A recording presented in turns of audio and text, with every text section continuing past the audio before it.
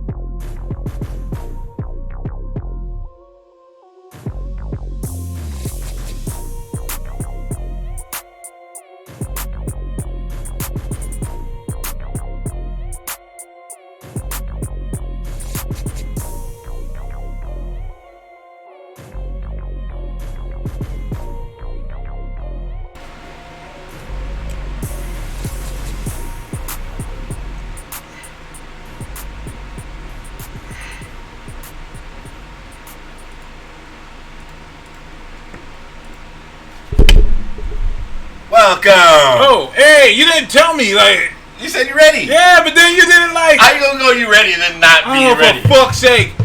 Do it again. Welcome. Do it, run it back. Yeah, run it back. Get the hell. Are you gonna drum roll? Okay. Welcome. Hey. To episode 147. We are rusty. Or no, 146, my bad. We're rusty as fuck. Yeah, rusty. We're We're rusty out here in these streets. It's your boy, Rusty Toast, with the crust. Taz, the old rusty bastard in the building. Rusty but not musty. Rusty but never musty. Rusty, maybe a little bit ashy, but never musty. Never musty. Sir, how are you? I'm doing well, man. I am doing well. I'd like to recommend Dora the Explorer to anybody who hasn't seen it. I heard it's lit. Like, I legit heard it's good. Bruh. I legit heard it was good. Bruh. It was... I didn't grow up with Dora the Explorer. Me neither. You know, it was well after my time. And, you know, my kid kind of watched it here and there. She's more into, like, My Little Pony. Right. I got, like, 9,000 Rainbow Dash things in my house. But your daughter's part Latina. She so is. It was important for her to see it. It was, you know, I mean, we were kind of working on the whole, you know, look, you are a combination of very many things. So you see people you like, it's whatever. Yeah, you know what I mean, kind of thing. Yeah. But, you know, I want her to, like I said, be exposed to everything. Okay. You know what I mean? Okay. And this had a lot of Latin influence. She does go to bilingual school. That's good. So, that's important. you know, yeah, so they speak Spanish at the school. Especially out here in California. I keep telling people that, like, that should be required in schools. Yeah.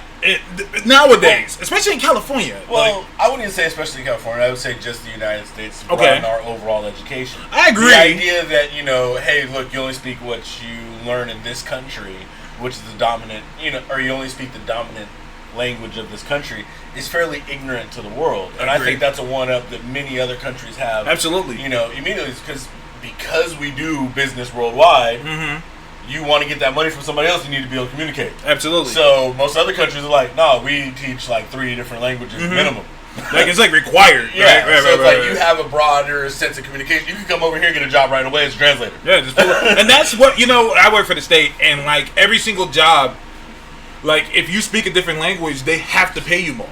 They have to pay you more just to be able to do so. So, that's good, man. So I heard that it's good. I heard it's Latina Panther. Yeah, it was Latina Panther. What I like about it is they didn't take it too seriously. So I can tell from the commercials. It didn't become like, okay, well, Dora needs to be like an Instagram influencer doing like kind of jungle things. Like they played on all the little things that they do. Where they wanted to just animate characters, they did. Where they wanted to have a little bit more realistic things, they did. Yeah. But it was very playful the whole time. It was like a live version of the show. You know, with some little realistic elements mixed in, but not too heavy. The shit was hella fun. That's good, man. That's good. So it's definitely recommended. I would definitely recommend it. Over Lion King? Yes. Yes. AKA Lion King, AKA Disney's #1 live action film. Yeah, don't get me wrong. I get why. It's one of the reasons why, and I hate that we can't go to show without mentioning this, why BVS made as much money as it did.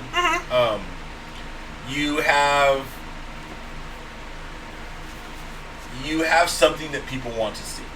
Lion King, the original, was very popular. Yeah. It still runs as popular today. Yeah. People were going to go see it no matter what. But let's be real. They butchered that soundtrack. I heard the soundtrack isn't that good. Beyonce, Did you see the movie? I have not seen it. But let's also be real. You throw Beyonce is something they're gonna show up and support it. So Disney knew what they were doing, and they had her do Beyonce this. nights were full and in effect. They were. Don't get me wrong. I get it. I went to go see it. I paid for 3 butts in seats. You know what I mean? I was taking my kid. I was making sure we went and saw it. But you know, all in all, like I say, the CGI, I will never trust the Discovery Channel again. All that shit. Don't tell me you catch the perfect dash shots no more. I get it. That shit is CGI as fuck. Disney put that shit out. And I think Disney owns Discovery, so I think so too. I'm confused because how is this live action? I'm like, I don't think they used one actual lion. I don't think they used one actual like real lion. No, Like, I don't know. They like photo captured Okay, And, but is like, that still reanimated. considered? Is reanimated? So I'm like, is that still considered? Like, I don't know. Like, No, it's not. so why do they keep saying it's the #1 live action? Because I think it's like a live action translation in terms of it being fully looking animated. So, you know, it's just a different style, I guess, to them. But I Right. know what you're saying.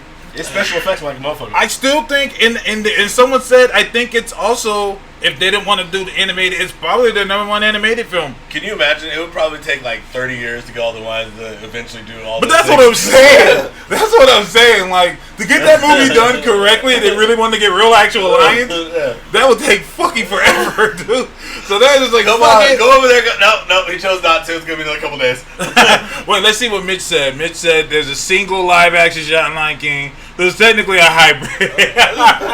Either way, It's probably one of the birds. Disney getting everybody the fuck out of here. Also a big round of applause for Spider-Man: Far From Home. It's now officially, you know, at first it was the #1 Spider-Man film, but they said fuck that noise. We're now Sony's #1 film Of all time. of all time. As of today, Sony's #1 film. That is That's a big get. that's a big thing. Now here's my thing. Once again, people keep saying, "Oh, Sony might take it back." Why? They have no reason to take it back now. They have no reason to do so. And someone said, "Well, Sony." Ooh. Yeah, exactly. And people said, "Well, Sony makes bad decisions." I said that was before $1.10 billion. I mean, That was before 1.10. Now that we reach 1.10, you don't fix $1.10 billion. I like the way you say that because it sounds like extra cool. Instead of saying $1.1 billion, the 1.10. Yeah. The zero don't mean shit. The zero don't mean shit. But 1.10 just sounds extra good. It just you know sounds what I better. mean? It sounds better, extra doesn't it? good. Like, It sounds better. Sony, y'all owe them a fruit basket. Y'all owe Marvel a fruit basket. At least give them a fruit basket. At least give them a basket and say, yo, thank you. Because that's 100% Sony. And Disney hooked that up. Disney said, yo, you rolling with us. So you rolling with us, there's perks that come with it. You know, there's Bat privilege and now there's Marvel privilege. Yep. Like, we can officially say that. Marvel privilege is a thing. So, shout out to Sony. Far From Home deserved it. It's a great Spider-Man movie. It's the best Spider-Man movie. I don't care what anybody says. People are going to say, Into the Spider-Verse. I don't compare cartoons to live action. That's not my thing. If that's what you want to do, go ahead. That'd be like someone saying their favorite Star Wars movie is Clone Wars. Like, what? It was in theaters. It was in theaters. I mean, do you mean the films that took place during the Clone Wars or something? No, there was a Clone Wars. No, I know. Oh, okay. But yeah, exactly. I don't do that. You get confused. No, You know, I got people you. confused. I got you. That's not my thing. That's what y'all want to do. Go ahead, bro. Do your thing. You feel me? But that's not how I roll. We're gonna have a guest in because we got some shit to talk about. But a few more things. Before we get started on that, R.I.P. Krypton. Oh yeah, I heard that got done. I got done real quick. I'm gonna be real with you. I don't know too many people that liked it. You know, I mean, that watched it, not liked, Oh, I was but gonna say. watched. I was gonna say I'm in the category of watched. I didn't check it. Okay. I wasn't interested. It just didn't feel Well, like something I needed. let's keep it a buck. If it wasn't for the Gotham show, we wouldn't have gotten Krypton. Yeah, and I watched Gotham. Yeah, you watch Gotham. Yeah. So I did watch Gotham. The first few seasons were very enjoyable. I didn't finish the last season. You know, it got canceled, and they had a lot of plans. Like, I guess Lobo was gonna, because I like how Lobo they was supposed looked. to get a whole spinoff. He was supposed to get a whole spinoff, and that makes sense because you could tell they spent a lot on him.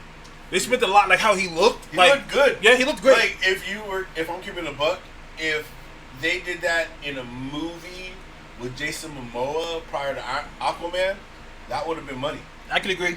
That would have been. I could agree. You would have had a Deadpool-like series that would have spawned out of that. Mm-hmm. Multiple movies, and DC could have played it all the way.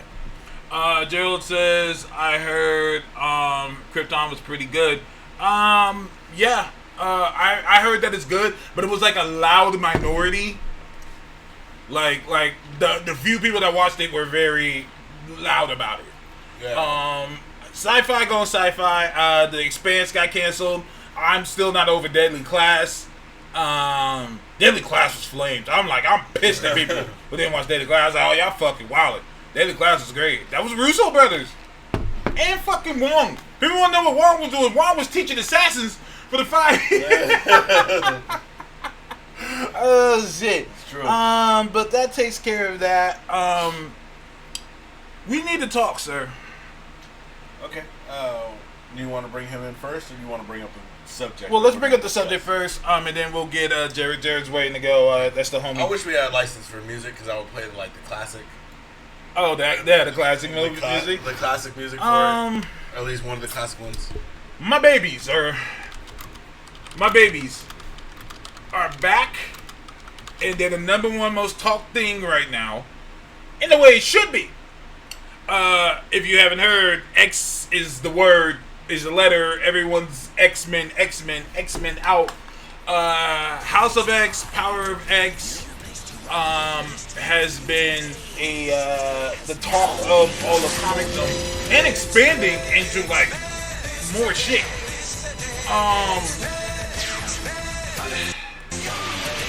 We knew that Jonathan Hickman was gonna do some great shit, but like this is Jonathan Hickman with no censors on. This is him just full blast. And even on when he did Avengers, he couldn't go full blast. True. Because when you do Avengers, you're doing a whole bunch of characters that other groups are writing, other people are writing. You can't. In the X-Men, he said, if y'all want me to do X-Men, I want X-Men. I want all of it. Give it all to me. And he's been able to do that, and goddamn. Yeah, trust me, I fell off the X-Men bandwagon a while ago. They were a great team as I was growing up, and I don't know, they had gotten so much, it felt, that it was sad to see that, number one, the movies didn't live up to any of the great stories in the books. Agreed. You had maybe, a good scene here and there, and, they did have a couple decent spinoffs with Logan and Deadpool. Mm-hmm. But all in all, the X-Men kind of haven't felt like they've been whole. And I think what Hickman right now is doing is he's giving Marvel a new jumping off point. Mm-hmm. So as we go forward, and they let us wash the taste out of the what we had before. We're going to see a X-Men that fits into the modern world. Mm-hmm. That will be introduced largely as probably these versions of the characters in the MCU. So I'm expecting that, although we'll see some new younger characters, we're gonna get some probably like mid to late 20s or early 30s mainstreams.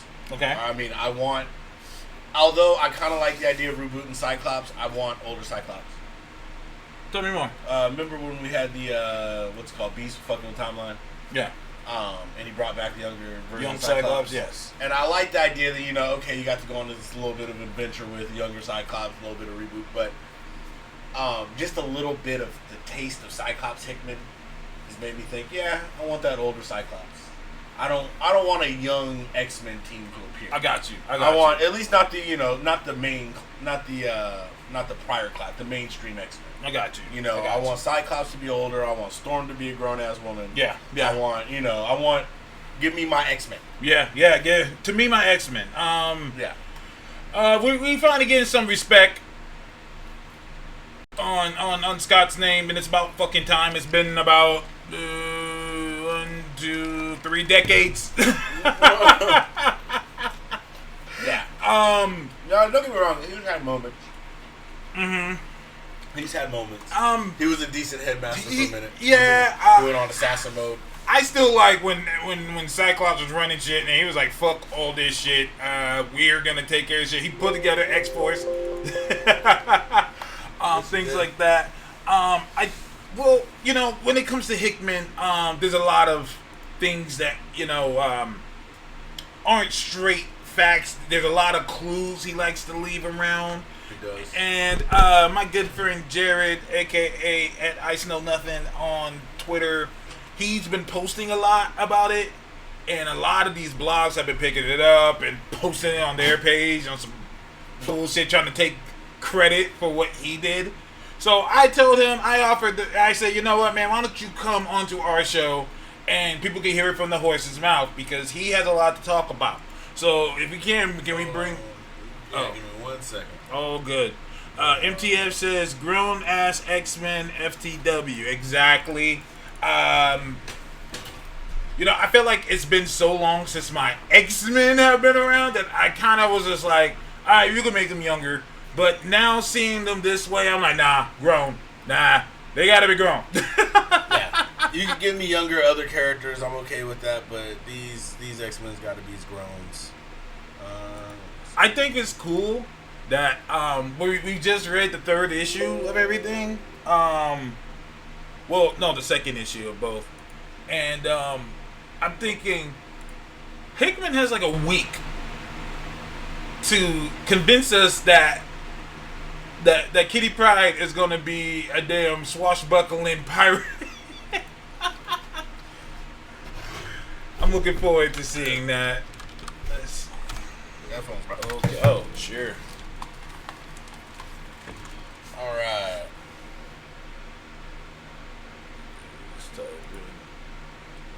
Video call. Let's move over to the Skype window. Let's see if the magic works. Ringing. All right. So far. Oh. All right, we got video. Hey, how's it going? Give me 1 second. I don't hear you on audio yet.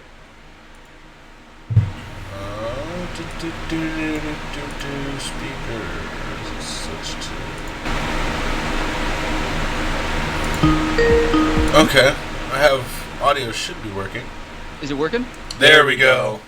All right, we're in there. Yes, sir. Hello. Let's go ahead and have you introduce yourself. Hello.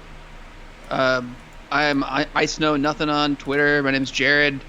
I used to work in comics for a long time, and I've been reading them since I was a little kid. And started with Batman and X-Men 30 years ago, like this month, after Batman '89 came out. And Hickman has gotten me back in going in the comic shop every week instead of just waiting, and going in a couple of times a month or whatever. And gotten me back in, really excited for the X-Men again. I've never really stopped paying attention, but I've definitely taken breaks off and on since like college, and gone back and caught up every once in a while. But that's understandable, especially with the X-Men. I said before that if you're an older reader like we have, when you read X-Men, there's a level of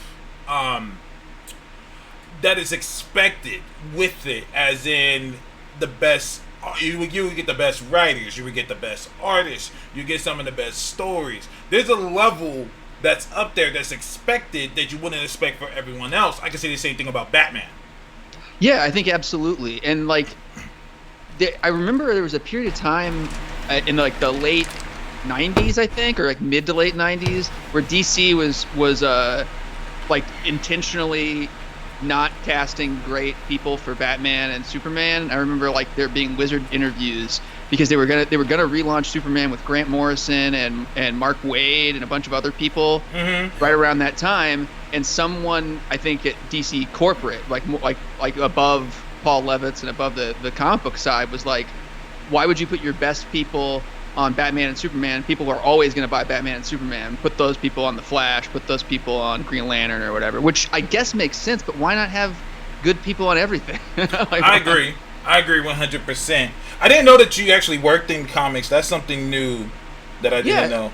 I worked in comics production. I've done a little bit of like coloring and lettering, but for the most part, just processing all the artwork and lettering and everything at every stage. Like I would get the pencils in and then make them ready for inks and send them to the inker and vice versa all the way through the final combining the letters into colors. That was part of my job. And then I made digital comics as well for Oni Press. I did that full time for 3.5 years, but I worked off and on from college until 3 years ago. So I worked for about 16 years in comics. Damn, that's dope. Yeah, no, like I got to do awesome stuff, and just through it at Comic Cons and whatnot, I've got to meet really cool people, and I've worked on comics with, Paul Dini was actually the first comic I got to work on. Oh man, his creator-owned Jingle Bell. I was gonna say Jingle Bell. Yeah. Yeah, I think it's now an Image, but it was originally published at Oni, and he and Shane Glines, who did all the female character designs for the Batman animated reboot when they came back and they kind of changed styles a little bit. Like the two of them are the ones who created it. So I got to work on or co-created it. 'Cause I think Stephen DiStefano also worked on it. But yeah, like I got to work with them. But the first thing I did was doing sound effects for the lettering for that, and it was like a dream come true for me in college because I grew up like you guys with the Batman the animated series and. Oh yeah.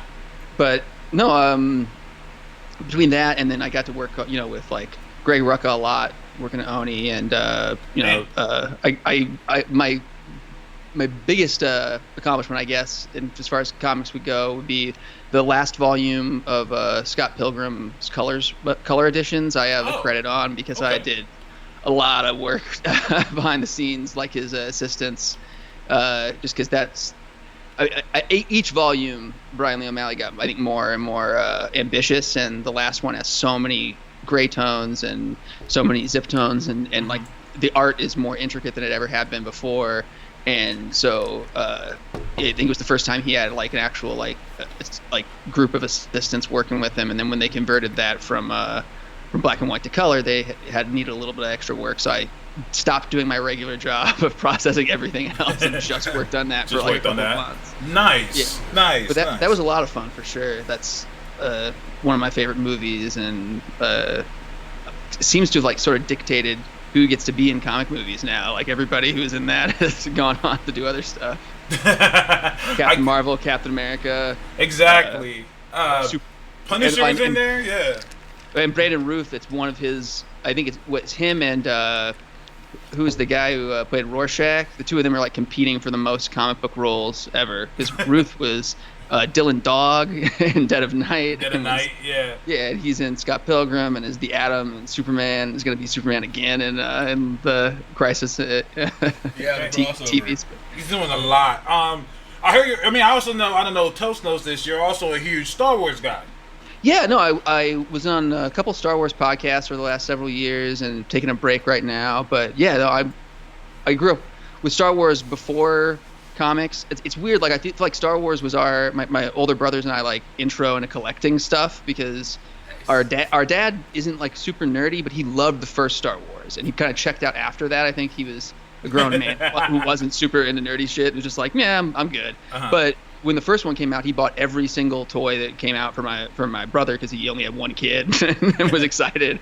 But it got us hooked. So we begged for those toys when we were little. We would save all our money to try and get them and try to get as many as we could, and then didn't really collect anything when Star Wars went away until the summer of '89, and we each got a comic book subscription. I remember I picked Batman, and my oldest brother picked X-Men, and my other brother picked Iron Man.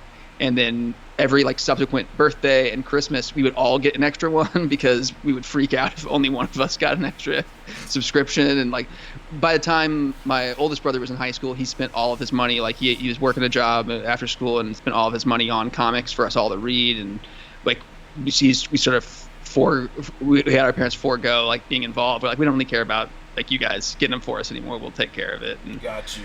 And pretty much I continued that through high school. Like all my friends were going to concerts all the time, and I was like, that pays for so many more comic books. Like it's one night of a concert. You speak for all of us. That's how I was. Like people were buying clothes and shit. I was like, that's about 5 comic books right there. Well, I mean, I look at it like this.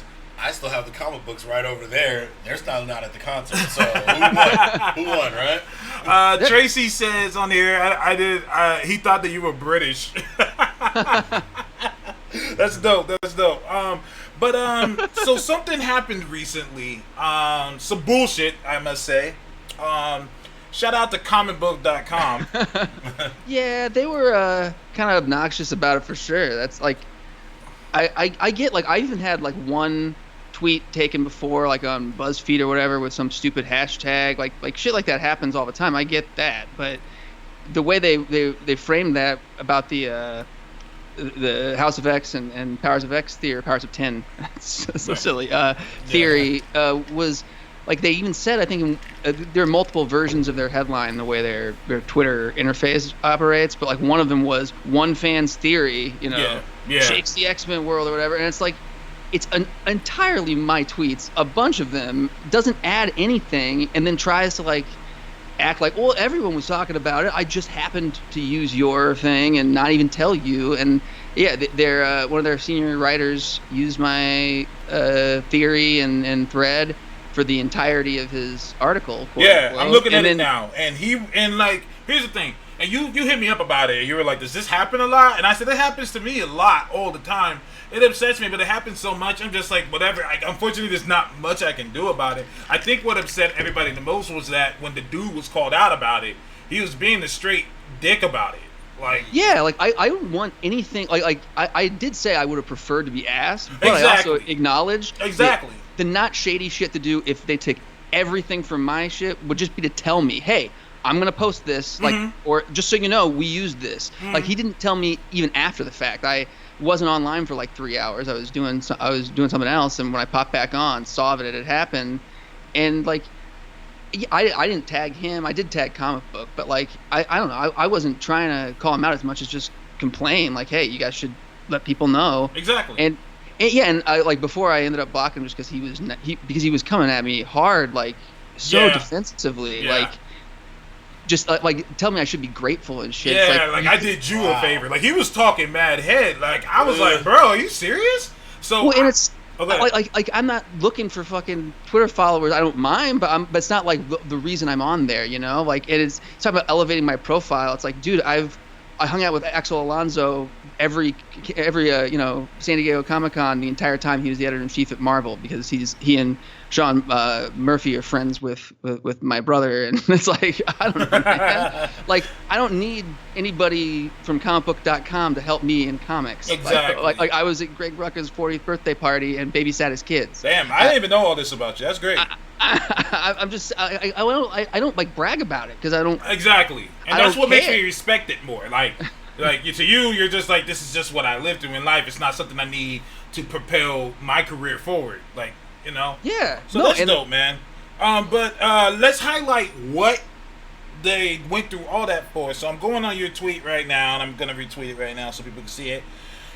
You posted potential giant Hoxpox House of X spoilers.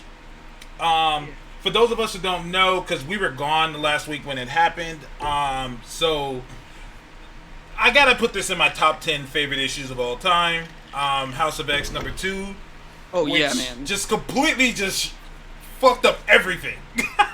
Well, and I gotta give it someone else. Like, they were way more just, I think, spitballing with because they came up with the same idea I did. And I know that I'm not the only person that thought that some of the timelines might be shifting, because that big reveal in House of X 2 with Moira McTaggart being a mutant and having lived through 10 lives to date. Well, let me ask you, what do you think about that? So, just to catch the readers up, or people who haven't read it, House of X #2 reveals that Moira McTaggart actually is a mutant, and her mutant power is that it's basically like Groundhog Day. Yeah. And so she actually is a mutant, which makes sense, because didn't she have the legacy virus? She did. She was the first quote-unquote human to get it. Yeah. And they never really explained why. And this go ahead.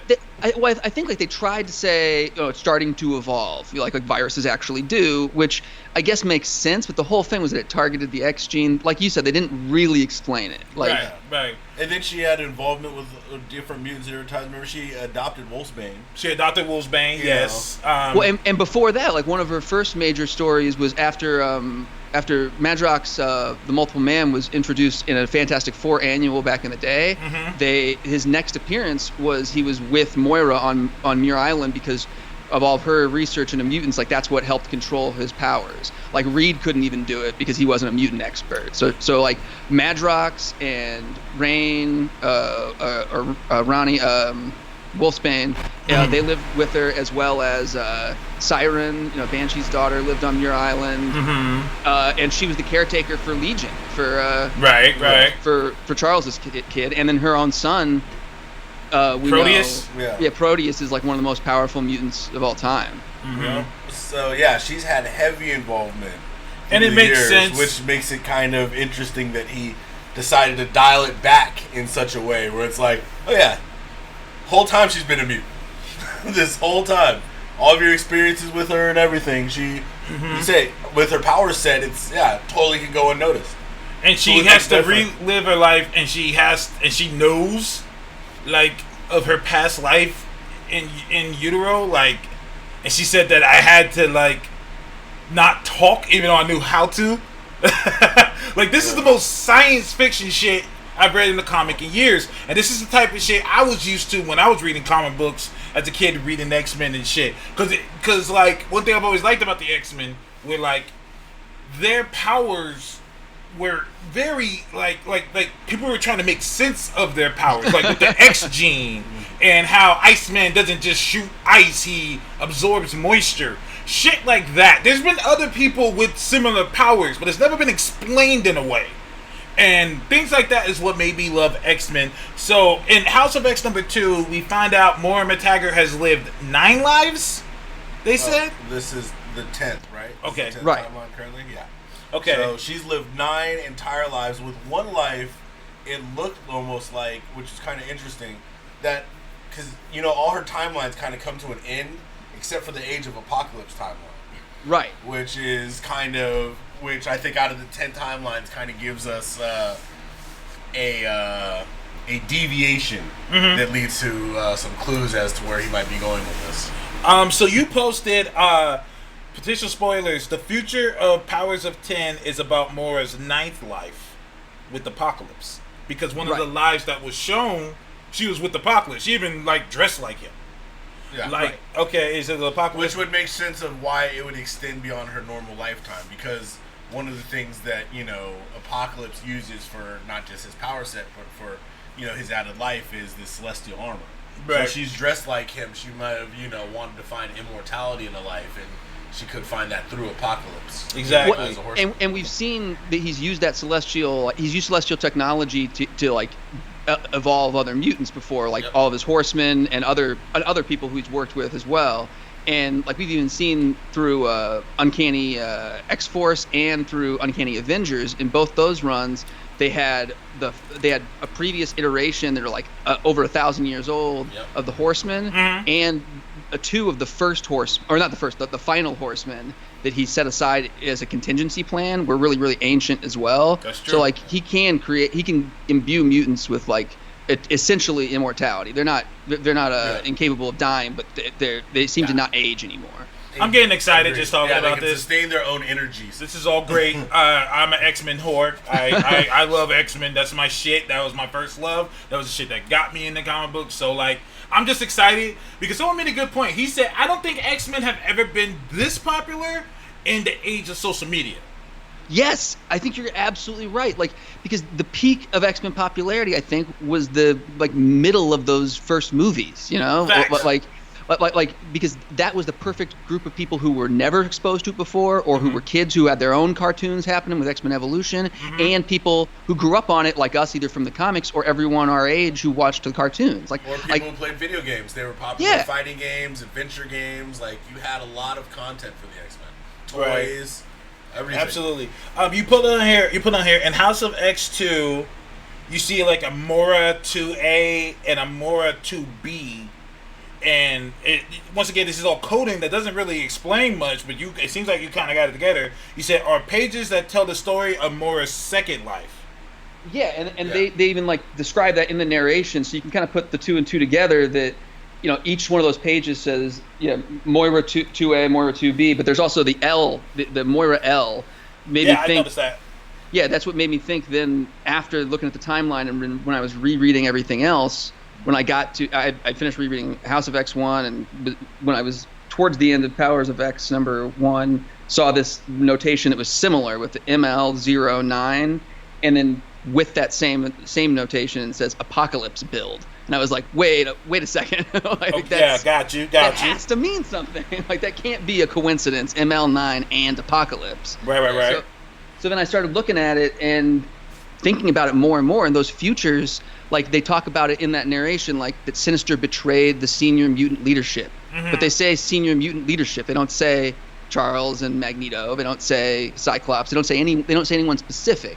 And then I kept looking for references, and the only hint at Charles or Magneto, who we know are murdered by Apocalypse and Moira, like, pretty early on in that timeline, the only hint of them is this green Magneto-looking dude in the future. But why is he wearing green? And why is Magneto over 1,000 years old? Like, that doesn't make any sense. Like, sure, he's been resurrected a bunch of times and been rejuvenated. Well, they do have, remember, one of the gifts that they're talking about giving back to mankind is an extension of life. So if they're playing the long game, they could have a longer extension that works better for mutants and be giving, humans a kind of, like, doing like we do. Here's the generic version. We got the good stuff. Well, and I think, like, there's a lot of hints throughout this that there's some way that they're resurrecting mutants as well, I think. So I do feel like, too, like, even beyond that, it's possible they could just bring Magneto back, theoretically, like, in some circumstances. But even just the way he operates, too, especially after the third one, or not the third one, the fourth one, the second issue of Powers of X, where we see a little more of him interacting with everybody. I've been thinking more and more about that, and, like, you compare that to how Magneto is in House of X 1 and in the flashback sequences in Powers of X 2. Magneto is not just helping. Even when he's on Xavier's team, he's not quite like the I don't know, team player. Yeah, a team player, soldier guy. I just don't see our Eric just doing what Apocalypse says. Agreed. Not without mind let me control. ask you this, because when the smoke clears, Magneto and Apocalypse kind of sort of had the same, like, I don't know, like, I feel like they both wanted what was best for mutants. True, and interestingly enough, like, this will be the first iteration of Apocalypse, or the first version, and if he changes or whatever, is like, he's never been mutant rights as much as Magneto. Like, his whole thing is about survival of the fittest, and people who he experiments on are mostly mutants, but there's also, like, the Dark Riders that are Inhumans, and, like, he really doesn't. He's more like a mutant version of the High Evolutionary in a lot of ways. I never saw it that way. You're absolutely right. Yeah, he is definitely like a mutant version of the High Evolutionary we with got a Tyros complex. Like, For sure. Absolutely. He has totally a Tyros complex where it's like, no, I need to constantly prove myself. And I need to be able to prove that I can build people around me to improve themselves, that we are the fittest beings no matter who we are up against. We got a comment here. Gerald Downing says, or maybe Green Magneto is a chimera of Magneto and his daughter Polaris. Yes, I've actually been thinking about that too, and I've seen a lot of people float that, as well as, like, from the beginning. Is Polaris officially his daughter? She is. She's official. No, right now. Because remember, there was a time where Scarlet Witch and Quicksilver were officially his kids. So that's what I'm saying. Officially. But I think, like, she really is, though. Like, I think there's been, time like, period. For this time period. They haven't rolled back on her in a long time, but even when she first appeared, everybody thought she was crazy, sort of. Like they implied, oh no, you just think you're Magneto's daughter because you were adopted and you have magnetic powers. Like, that's it. But they eventually, I think maybe even Chuck Austin was the first one that was like, no, it's 100% true. I think it was a Chuck Austin run. I don't think they've rolled that back, which is amazing considering how much stuff from that era has been undone. And like to keep anything and have it be from Chuck Austin, it's not a bad thing, but that's also kind of amazing. But it's an okay thing to come from you're Chuck absolutely Austin. right. I mean, it was a good thing, though, I think. What they did with Quicksilver and Scarlet Witch was kind of like... I don't like it. But then someone reminded me that them being the kids of Magneto was a retcon in itself. From Wizard and Miss America. It was actually Wizard and Miss America. Yeah, because, I mean, Scarlet Witch dressed like Miss America, I guess, was the logic, and Wizard has the same powers as Quicksilver. Exactly. Which totally made sense as well, but then it was like, okay, you guys went out of your way to change it. And then it's like, then you're going to go ahead and change it. Like, the third change to me is just like, okay, it's excessive. The first one was bad enough. Yeah. Well, Mitch is agree. saying she was his daughter still in X-Men Blue. So okay, so Yeah, that I'm makes pretty sense sure then. she is. But knowing Marvel, they'll retcon But it. at the same time, Go ahead. I was just gonna say about like the Chimera thing. People have been suggesting that, as well as like ever since I think even before we knew about chimeras, just when we could see what Rasputin looked like, people were predicting maybe that Cardinal was a combination of Azazel and Nightcrawler. And I've seen a lot of people reference that, which I get why everyone's going there, but to me, like thinking about it, the whole idea of a chimera is to increase powers. And Magneto and Polaris have the same power. Agreed. And Cardinal and Azazel both have teleportation through the Dark Force dimension or whatever. They're not Dark Force, but whatever dimension they go through. Azazel's Their version of dimension. hell. Yeah. Is quasi hell. Yeah. So it's like I feel like it doesn't make any sense to do that, and in some ways that might make sense. Someone else floated out that would be why Cardinal's a failure, but which is possible. But to me, I'm thinking that it may be more outside of the box than that, and that the Magneto is almost like a fake out, where we think that's Magneto or a chimera of him, but it's actually a chimera of Polaris and somebody else. Is he Just actually happens to be male. referred to as Magneto? He's not.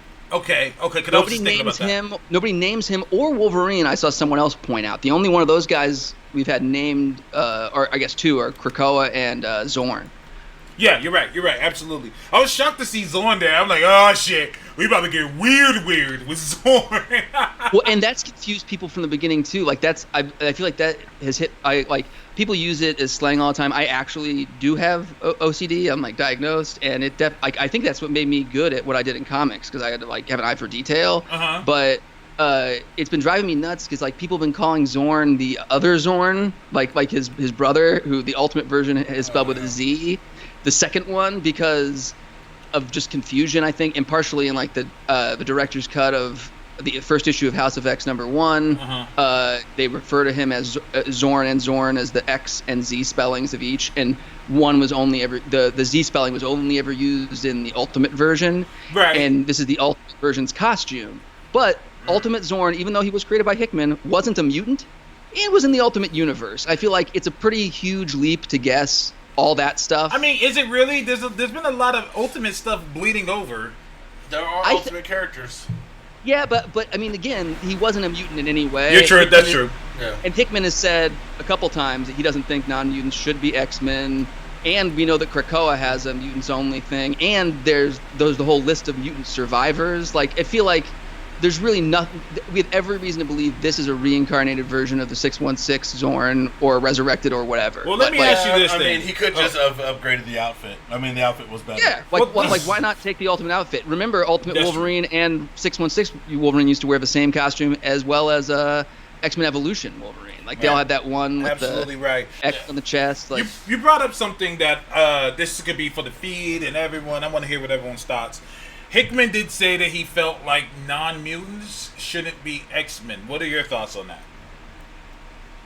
I kind of agree in general, but I think I do like I feel like characters like Warlock, who's a mutant from his race, or Longshot.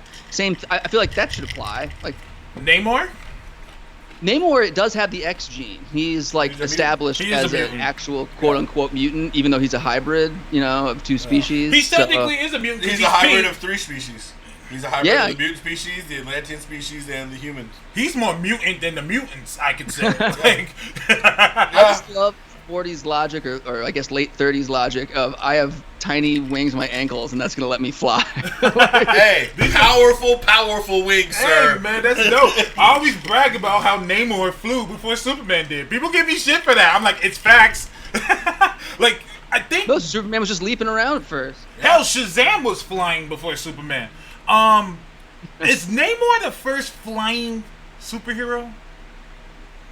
I don't think so, because I'm not sure. I have to go look up and see, I because was doing research. Dr. Occult Yeah. Oh, okay. appeared before, but I don't know that he ever flew, because his first appearances he's just in a trench coat and investigating shit. Yeah. But Siegel and Schuster, they turned him into a caped dude pretty quick. They turned him into like almost like the Shadow, almost like Yeah. like something like that. I get exactly what that's worth more info, because I do research like that a lot, and I was thinking to myself, and I was like, wait, is it really Namor? Like, It's if they did make him fly after they gave him the cape and stuff, and the short-lived, like when they made him more of a superhero, it would have been after they'd already created Superman, but maybe before he stopped just leaping. Like, I'm not sure. Like, and he might not have ever flown. He might just have worn a cape and Jump. what? Okay, we got a few people commenting here. MTF says, I kind of feel like you should be Homo superior to be part of the X-Men.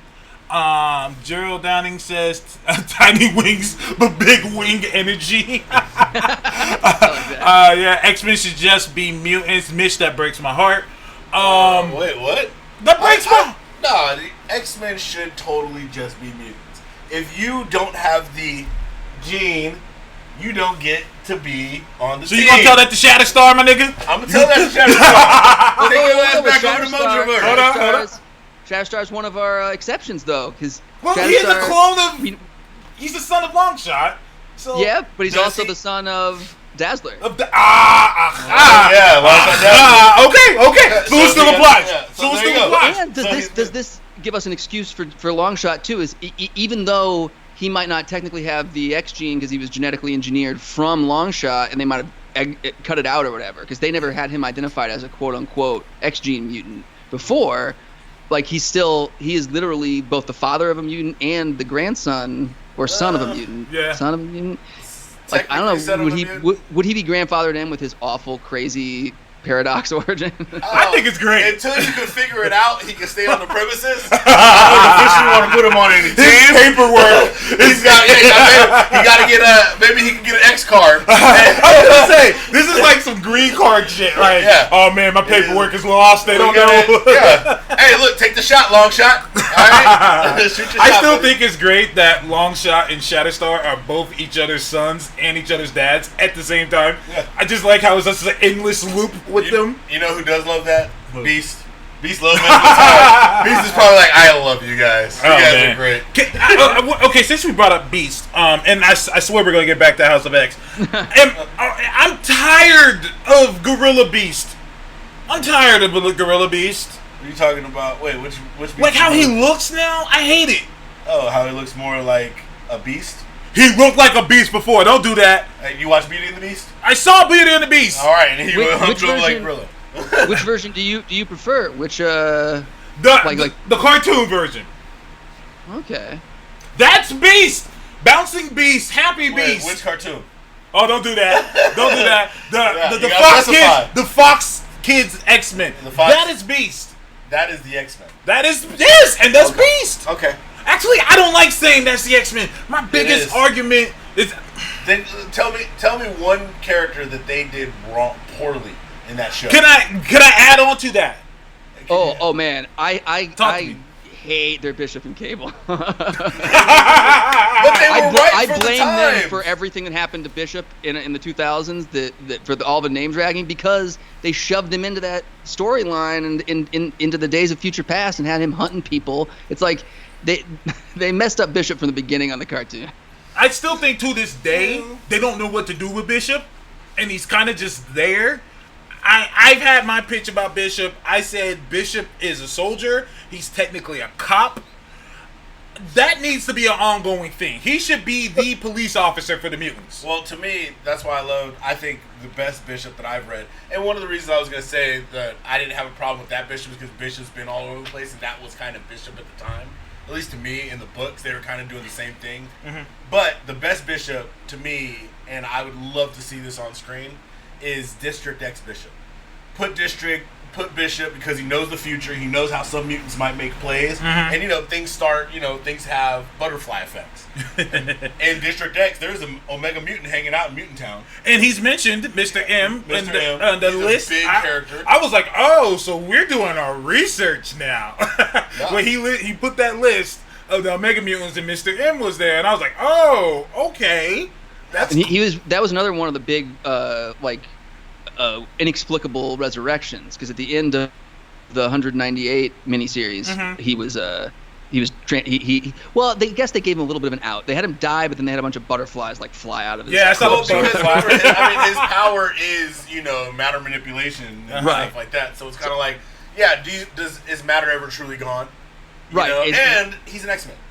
Right. So did he just turn? Did a bunch of butterflies just turn back into a bald? Bald old man. I really like this look. I was It doesn't get him long. What a hell of a mutant to still survive after decimation. Like, fuck. Like, why weren't you a part of that? That's dope. I was glad to see Mr. M on there because I could tell that, research was done into this. Hickman is covering all the bases. It was good to see. Continue on because you had a lot of stuff to say on here. You said we also have made it clear on the timeline of 9, Moira and Apocalypse founded the X-Men, began working with there's Sinister. no other mention.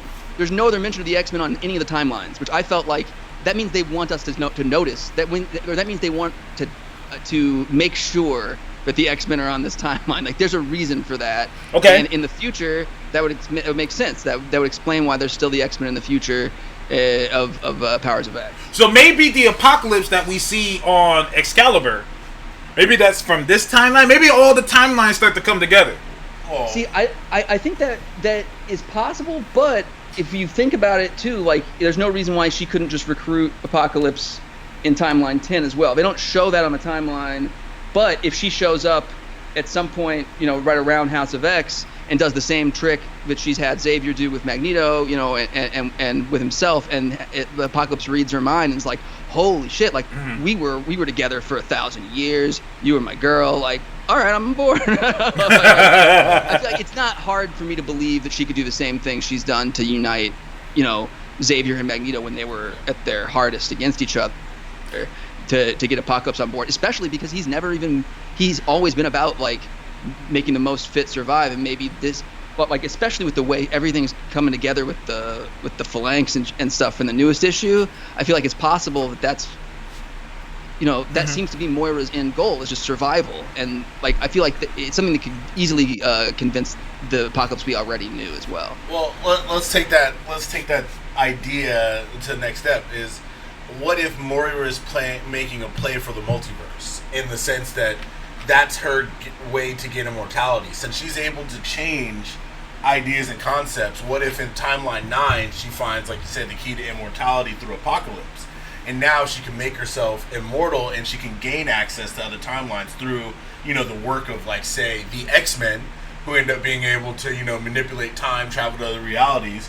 What if she can access and cross between realities? So if she technically dies in an opposite reality, there's another one. What could potentially happen in another reality? Or what if she's just able to push herself over to get that immortality tech in every future line she makes herself? I like where we're going with this. MTF says, but Apocalypse probably still wouldn't be with the idea of collaboration with weaker people. I don't know. How is that weak?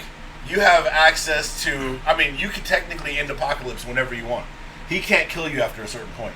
So, per what Destiny said. And I think Destiny might be a large reason for Moira making an immortality play. If you go back to that conversation, Destiny basically told her, there's nothing you could do to stop me. So she technically can't go back and manipulate certain events to stop mutants from getting to a certain point, because Destiny will always be there. So she has to make a play for the future beyond somebody like Destiny. Destiny was talking that shit. She was right, though.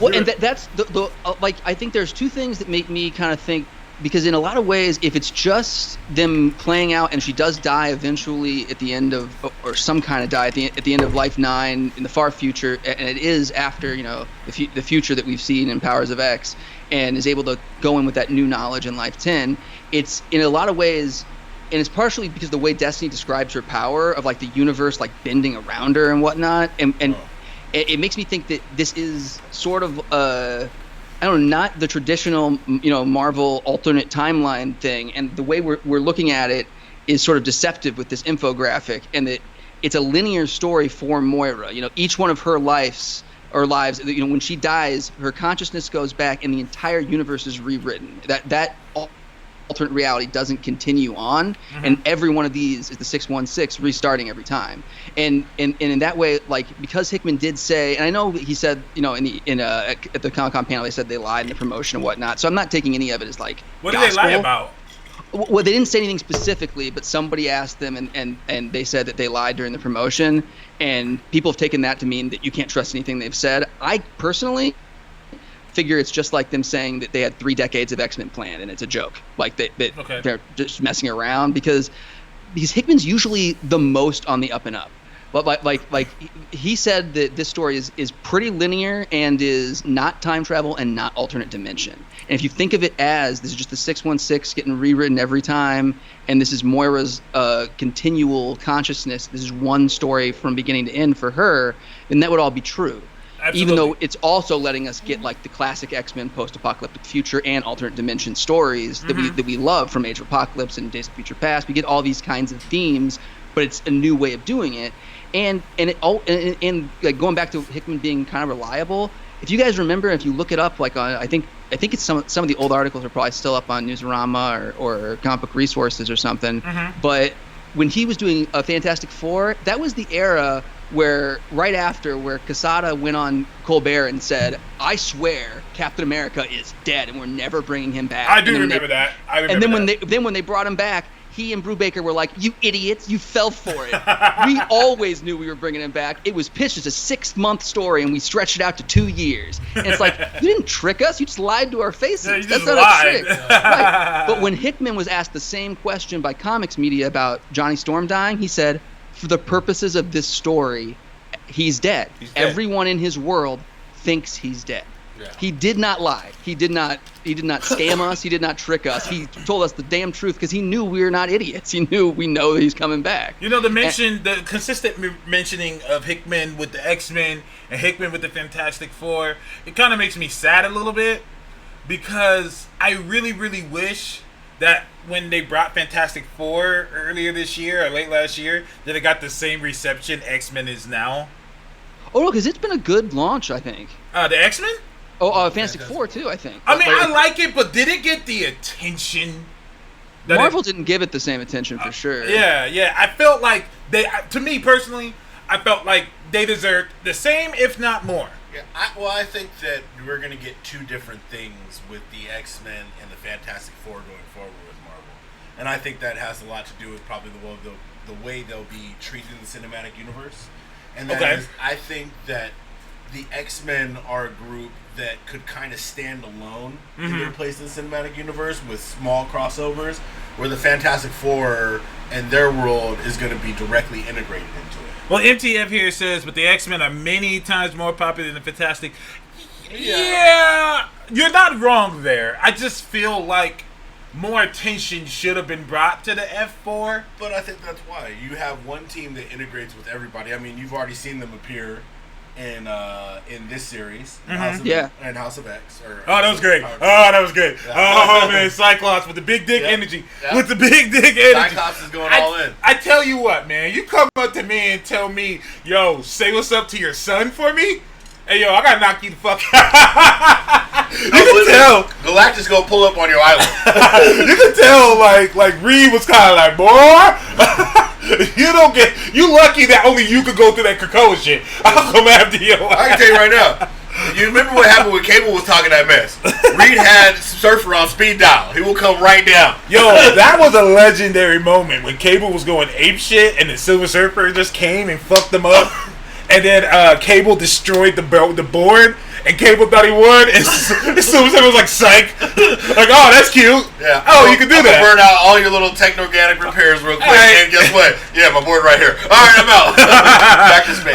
Cable Deadpool was a great series. It was. Cable Deadpool was great. Anyways, so back to you posted something. Oh my God, where is you at? God damn it. Good old Twitter. Twitter keeps kicking me out. I want to get back because you said a lot of shit on here, and I was just like, my boy is going off. You said, okay, here we go. Moira's lifespan explains how Moira X, so that's Moira 10, I'm assuming, right? Yeah. Okay, Moira 10 knows about Rasputin 4, Nimrod's Tower, and Cardinal. Yeah, because she has that whole thing where they have the tarot cards, and people are talking about it being figurative. She mentions being a metal morph. She was talking about Rasputin. Like there's okay. Yeah. Like she mentions a giant sword and a metal morph. And like there's that's who she was talking about. She has prior knowledge of these characters, and she doesn't have future telling powers. The only way she could know this is if there was a future like the Powers of X future she's already lived through, which there's only two options for that: Life 6 and Life 9. Yeah, Gotcha. well, she goes through and tells us pretty clearly that she's tried a lot of these things since the intervening of destiny. She's gone out of her way to understand the evolution of both the mutants and the machines and our roles in the universe. So her, her meeting these characters, her understanding these characters, her having, followed Charles Xavier since an early timeline, kind of gives way why she would have a lot of information on the X-Men, X-Men threats. Absolutely. Although when you think about it too, like she spent her first 2 lives because she's surprised when Charles outs himself. She's like, "Oh, I must be a mutant too." So that means she spent 2 of those lives without even really knowing anything about mutants. But she spent life number 2 starting to research into who she is. So Well, that is technically she was her proving her starting point. powers for sure, but but like because she hadn't heard the term before she flew out to meet Charles and died, like it feels like, or she hadn't made the connection that that's what she was. It feels like she probably wasn't super aware of like mutant politics, probably because she was super like trying to prove that she wasn't crazy, trying to prove like, absolutely. no, I have superpowers. I'm not totally insane. You also put on here, you said the 2 unidentified mutants on asteroid K, which also got me thinking, okay, why are we doing different letters? I mean, and it's going backwards. Like, you would think probably the next one would be asteroid N. But I think it's asteroid K because it's Krakoa. It's a Aha! Okay, see? Okay. See, good. It's the island taken and removed, so that way maybe it can't, they can't completely destroy it or get. So Krakoa is now an asteroid. I'm okay with that because it's Earth. He said unidentified mutants on asteroid K could be the Old Man / Apocalypse and Mora 9. Right, and now we know for sure after the newest Powers of X that the Old Man was Apocalypse. Okay, awesome. And he's wearing the same outfit from Moira's Life 9, which isn't an outfit he's ever worn in 616 with the big loincloth hanging down. You know what's interesting, too, now that you bring up the Asteroid K, you recall, and I need to go back and reread this, but when Vulcan showed up, remember when Vulcan showed up, his power came off of a floating asteroid, or a piece of a rock in space that was just technically holding him. It was Krakoa. Yeah, it was a piece of Krakoa that Polaris had launched into the atmosphere. Yeah. Okay, so that's going to explain how Vulcan comes back.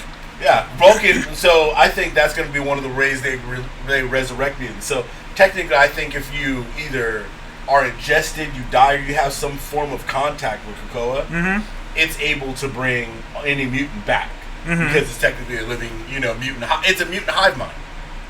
So so you saw, and I think that's maybe where that research comes from is. Well, yeah, we already saw that Vulcan came back from that. Right. It was able to hold mutant powers and almost like their essences. And I think you tie that together, that's what they're going to be able to do is with the, with Moira's research, she's going to let them know, like, yeah, this is one of the, this is something you need to look for. There's more potential in this. Because we already think about how they're combining for the greater mutant good. Professor X is in Phantom X's body. Right.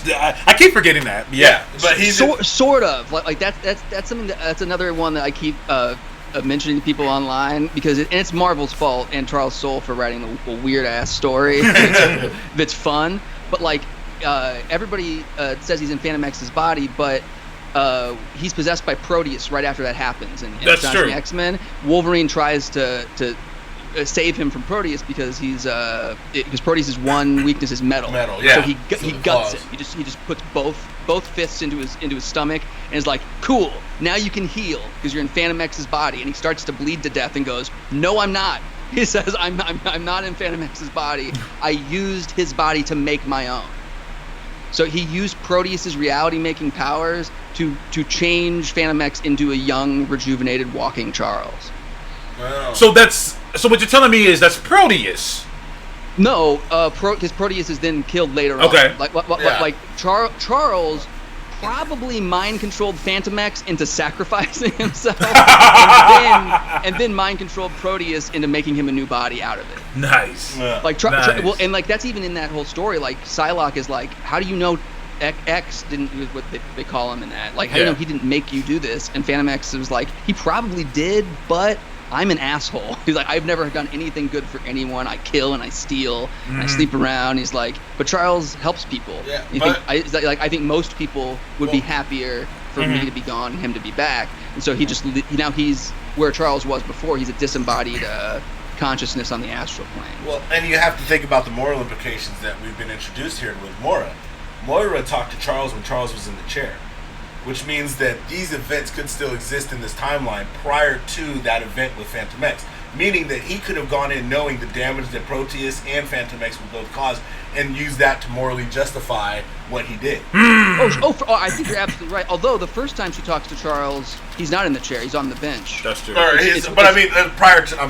to, like, she talks to him when I think, like, where the outfit is supposed to be around the time when he outs the whole mutant situation, right? No, because I thought when he's on the bench, he's wearing that same green outfit he was wearing in the bar when she says Charles Xavier, when she first, around the same time she first meets Charles. Oh Xavier. yeah, that is when they first meet, when they're still in school. Yeah, and she has to read the mind and everything. So that's what I'm saying is that's supposed to be very early on, prior to any of the events that we're seeing now. So him going into some of these situations now, I think what they're doing is we're getting a lot of justifications for Charles's actions. Charles putting people in danger, etc. Things of that nature, and something like this. Because morally, you're like, okay, so yeah, you killed Phantom X. Like, goddamn, dude, you're still a dick. But now you see that more convicted Professor Xavier too. Like we said, that Scott scene when he's like, does this need to be done? Professor X didn't hesitate. He didn't do like he normally does. Well, Scott, this and that. He didn't reason. Yes. No, get it done. Straight out. I love it.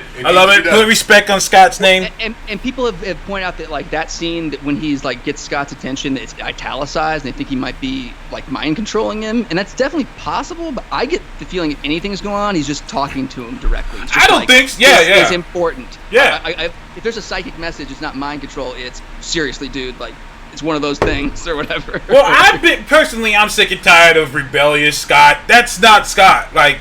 The rebellious, fuck Charles, no, Scott was like the prized pupil. Like if anyone was like, let's do this shit, it'd be Cyclops to me. What? Yeah, it's like he didn't have a bad like they had a father and son relationship, but they didn't have a bad father and son relationship. Right. Some people do get along with their dads. I know it's a cliche, especially in comics. Absolutely, but it's like I totally agree. It's like I think about my relationship with my dad, who, to be fair, doesn't like mind control people and erase their memories and shit. Like, he's a lot less shady than Charles Xavier. At the same time, I agree with him about a lot of shit. And so if he told me to do something and it made sense and I agree with it, I would do it. I wouldn't be like, fuck you, I'm an adult, because that's an immature reaction. Like I don't know, man. Like, well, I agree with you. Yeah, that's not the way the relationship's been built up. Like we said, Scott is the captain of the football team. Right. He is the the valedictorian. I'm working. He's the guy you meet as a private in the military. He says, I'm working on general today. You know what I mean? He's that guy who is like, I'm all in. I'm committed to the cause. I want to be. It will be done. He is. He's the teacher's pet. He's already carrying the basketballs out at the beginning of PE. Like, what else? He is that guy. He's the guy who comes in when Wolverine walks into class with his leather jacket and says, hey, buddy, the teacher is talking. And I'm glad to see it. But you mentioned something, and I read this a bunch of times, but I didn't catch it until you mentioned it. You said, because Cardinal, he says, I'm planting the black seed of Krakoa. MTF says in the feed earlier that they probably planted some on the moon. And so this is a thing they do now, is plant seeds. He says, I will wait for you as long as I can before I close it on the other side. If you do not come, then I will see you both when the world is made again. Right. And if Moira is their leader, or one of their leaders along with Apocalypse, then they might know about her powers and that might be like the whole basis of his religion, because they talk about how all Cardinals are kind of obsessed with the religion they created. This is true. This is absolutely true. They found, I think that tie into religion, the tie-in with Apocalypse and Moira's power have kind of given us the idea that they're looking for a way also that is beyond death. And you have to think about, from Moira's perspective, it's like, how do you escape the trap that you're in when you can't just cure yourself as a mutant because somebody will fuck you up and won't let you? So how do you escape, this personal loop that she's trapped in, which, like we said, could be a linear 616 loop in the case of up to the point where she's born, totally linear. As soon as it hits Moira, like she said, she's Starts looping back, right? Parts of it loop, but at the same time, I think in a way, and Apocalypse might be a slight deviation in her timeline, but I think in a way there's supposed to also be a point where it continues on linear. We're just trapped, like you said, in this one loop right now, and we're just trying to see where it ends for Moira. Because technically, she could also die, and this whole thing might not, exist. Because as Destiny said, if you die before 13, and we could make that happen, that's a wrap. Yeah, absolutely. To me, that feels like the least, or almost the only impossible outcome. Like I don't foresee like a huge reboot at all, but I definitely don't see a reboot where none of the stories with Proteus have ever happened. Well, where, no. And do you know what I mean? what you mean. I'm not saying that's what you're saying, but just other people have suggested, a potential where that's what happens, where there's a reboot with a world where she dies before her powers happen. No. I think that if that does happen, and I think it's very possible that could happen, I don't think that will necessarily eliminate the loop in its entirety.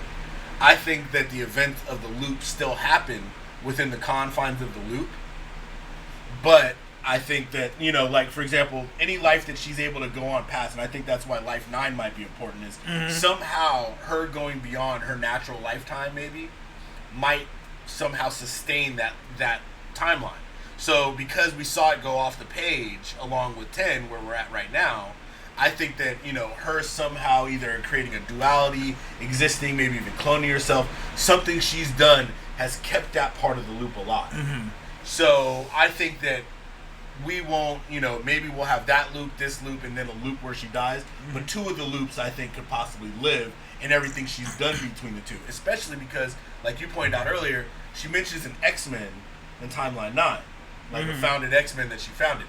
If she could try to bring them over, I mean, those ties could still somehow be there. She could have gotten extremely close, especially given the long amount of time that we're supposed to understand past there. She could also be looking to bring them over another timeline. Thus, in the linear timeline prior to her maybe being executed at 13, some of those characters get brought over, some of that timeline stuff gets combined, and maybe even she moves over from her timeline 9. Powers of 10 might be the elimination of... Wasn't there a timeline they didn't show? Yes, 6 we know nothing about. Nothing. It's completely blank. And there's no mention of it in the story or in the chart. That's what I was thinking. 6 Destiny popped up at 14. MTS. Don't even think about it. Just want to let you know shit's real. Well, that would be the best. I would love that. I wouldn't be shocked that that's what ended up happening. I just want to let you know how real this was. Your 14th birthday. Slice. I had a vision of you thinking about it for a minute. For a second. MTS says, remember when I suggested that a clone of Moira could operate like a save point? I do, MTF. That was the conversation we were having. Yeah. That's pretty cool. Gerald says maybe the Black Seed is a way for them to follow Moira into the next life. Well, they've said the Black Seed, I think, connects to the No Place on the charts in the first issue, I think. Okay. Which is the tumor on Krakoa, and then when they show the teleportation with them coming in with everyone else in, I think, Powers of X #1, they show them teleporting into a No Place, which is like upside down. I do remember that, yeah. And then they come out through that to Krakoa. So it appears like the tumor is used as like a waypoint since they don't have the portals, the habitat portals. Absolutely. Mitch says she's absolutely gonna die. She has to. That's the biggest Chekhov's gun. Well, and that's what I think you can happen to help wrap up her loop and make the escape is you take Life 9 Moira, who has worked with Apocalypse, worked with the celestial technology, and found a way of immortality. You find a way to bring her to Life 10. Life 10 somehow dies through what they're doing, and she's taken off before the last life. And what you do is you have Moira technically living on from another reality, but she's gained immortality, so she doesn't need the loop anymore. And you can have Destiny basically pull up to her at 13 and be like, "Hey, I like this one." You know what I mean? Because it worked out. Like, this is the best possible outcome for mutants. You did it right, and now I don't need you to make any changes, and just have her off it. Let's see here. Our good friend Jerry here says oh wait, I'm going back here. Apocalypse and Moira 9 are even fighting the same form of Nimrod and Tri-Sentinels we've seen in the Powers of Yes. 10 future. Yeah, that's also. I didn't notice that one of either. Yeah, that's one of the things on the thread that really jumped out at me, like that supported it, as well as just the sarcophagus too that they're standing next to when the first panel with the horseman. Yeah. It almost looks like the sarcophagus in Powers of X2, which other people, I think, I can't figure out who said it first. A bunch of other people did, but they've suggested that maybe Moira is inside that sarcophagus, which could explain when the Apocalypse War begins, the dashed line for Moira with the arrows is the same way they represent her being in a coma in Life 5. Yeah. Well, you got to also remember, and you have to take into account who she's with. What does Apocalypse normally do when he's trying to rest between long periods of life? He places himself in a sarcophagus, allows, his body repairs and, the restoration of the celestial energies, whatever. But that would be something, if they are working together, he would do, and he's fighting, to protect, Apocalypse through her next change. Well, and if they could put her somehow in stasis, but still have her, like, how they say people can hear in a coma or whatever, still able to communicate to her, if not with her, then that way they could just be like, we're going to keep you alive as long as we can to gather as much information, so you go into the next life with as much, like the fullest scope of possibilities and knowledge that you can. Which is a possibility, but that's why I was saying, what if she did get powers moved up by Apocalypse, and then she's also, like I said, she's also much like Apocalypse, where she could just take periods of rest and come back, and she's now, like you said, she's just existing in that timeline. Because one of the things that I was thinking, especially with the way they're setting Moira and Apocalypse up, is that with their interactions with Nimrod, and like we said, you can't get past the ascension of humans and mutants. What we saw was Nimrod became like a very human AI, uncontrollable AI. That Very interaction with Nimrod, and I think her ability to have that longevity with Life 9 is how they push to basically turn Nimrod's AI into World Mind. Well, speaking of Nimrod, be able to combine with the Phalanx. Right. I think like we said, you're reaching a period of immortality. And then you guys brought up Nimrod, and I think it's important because I'm noticing he does have a personality now, which when the Smoke Clears, the Sentinels never had personality; they've always had like a programming. I think that's important. Could it be like?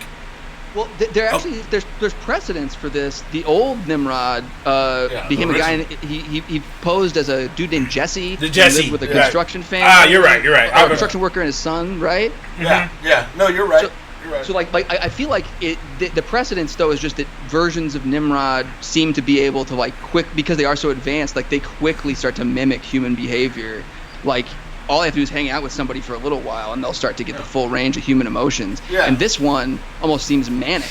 Because that original one, he became empathic. He was like, oh wait, maybe I shouldn't be hurting humans and mutants because aren't mutants humans and aren't I a mutant sentinel? Like he started getting existential. Whereas this guy is just like a kid. Like this one is just like petty and really sweet and manipulative in one moment, but also throwing a temper tantrum the next. And I think that's what we're supposed to see, is that the idea of an evolving world mind. In the sense that this AI for a period is mature, and that's why I think Apocalypse is so essential to the storyline, because Apocalypse gives us longevity. And what they're doing with Kuroka is giving us an additional form of rebirth, unification of mutants through this hive mind and this channel that I think at a point we're going to find out that all of the mutants that, walk or exist or use their powers or do something on the island become part of its genetic makeup. And it could remake you. It could basically, create or combine your DNA as well. Like, it has a tie to the mutants that they haven't dug into before. Well, it's definitely possible, too, with the Krakoa, the sentient walking Krakoa we were introduced to in Powers of X's future, we know now is Krakoa from issue 2. And he even makes a reference to where, the mutant's body that I'm using, and it sounds like he's talking about Doug Ramsey. And that would work with what you're talking about, that he just has all of their powers within him or whatever. But I was thinking specifically with that one that it might be a chimera of Doug and either Mondo or Black Tom that then Krakoa has just possessed. Well, remember, because a lot of the programming in Krakoa was done by Doug, so I think True. I think that they have a certain bond, kind of like what Warlock, That's and Doug definitely had true. happened over time. Well, both Warlock, and I don't mean to cut you off, but that does remind me, both Warlock and Mondo are in the New Mutants book, and John Hickman is writing that too. And now that I'm thinking, now with everything with Krakoa, how powerful is Mondo now? Yeah. Because Mondo basically because he can do any kind of like organic life, right? Like he could do plants, but he could even do inorganic stuff like rocks. And Yeah, shit like he's earth. basically almost Marvel's Swamp Thing, almost. Yeah. But like even more because he could do anything that's natural. Like Swamp Thing can't grab a piece of a mountain too, but I think That's he true. can. I think Mondo can too. I got excited to see Mondo. Oh, for sure. Gen X is my shit. Chamber. I've always liked Chamber because out of every mutant in existence, Chamber has the most to be pissed off about. Chamber's like, fuck everything. Bitch, I don't have a mouth really. I don't know, bro. He got a He has lot like a of furnace of psionic energy, holding like his organs in place. Yeah, exactly. Like he's because like one day he opened his mouth. Bad day. and like right when it just manifested, it just blew his shit off. So he's kind of like fuck everybody. Well, and he paralyzed his girlfriend. Exactly. Like Beast is like complaining. He's like, "Bitch, hold my beer. I'm not even talking to you." I don't know. I'm like, I gotta project Sorry, my thoughts. Beast. You what is your girlfriend? A half alien, green haired, badass? Sorry, mine's in a wheelchair because I talked when I was 16. I can't even kiss anybody. I don't have a bottom. Like I like that. I like they that. need a picture on a bench with him and Rogue. Sucks, right? That real shit. Yeah, I know. Right? This shit sucks. She's like, yeah, but people at least can see my whole face and then they can't kiss me. This is true. But and that's why. Meryl says, "Hold my beer," because her entire power is bones coming out and she got to break them off. But she can control it at least. Her shit went wild.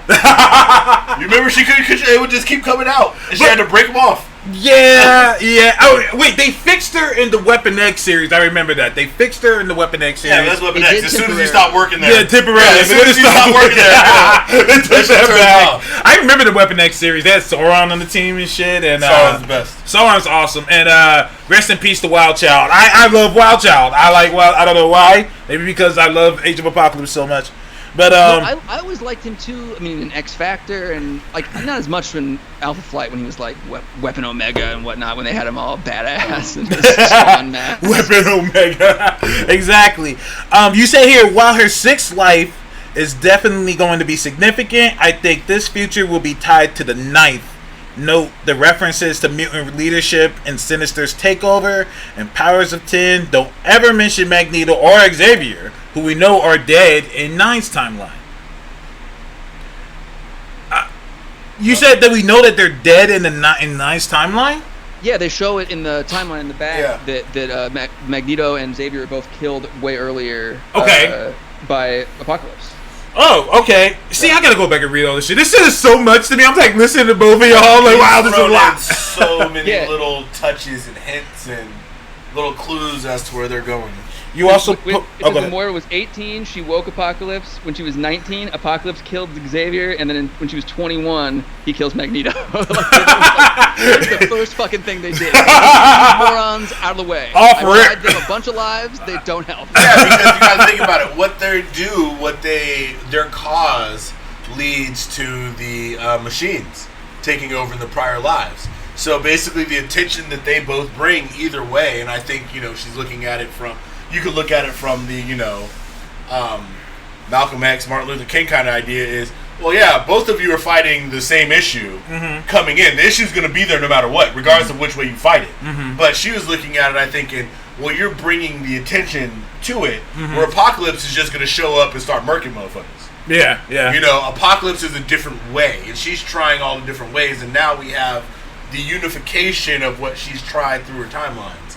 You know what I mean? And that's why I think going past Life 6, which I really hope is Destiny just showing up and murking her at 14 and just making her like completely like, I really need to dedicate myself to, like I said, I need to be past this, because if I keep coming back, I'm stuck in a loop where I'm trapped with Destiny. Destiny will eventually die.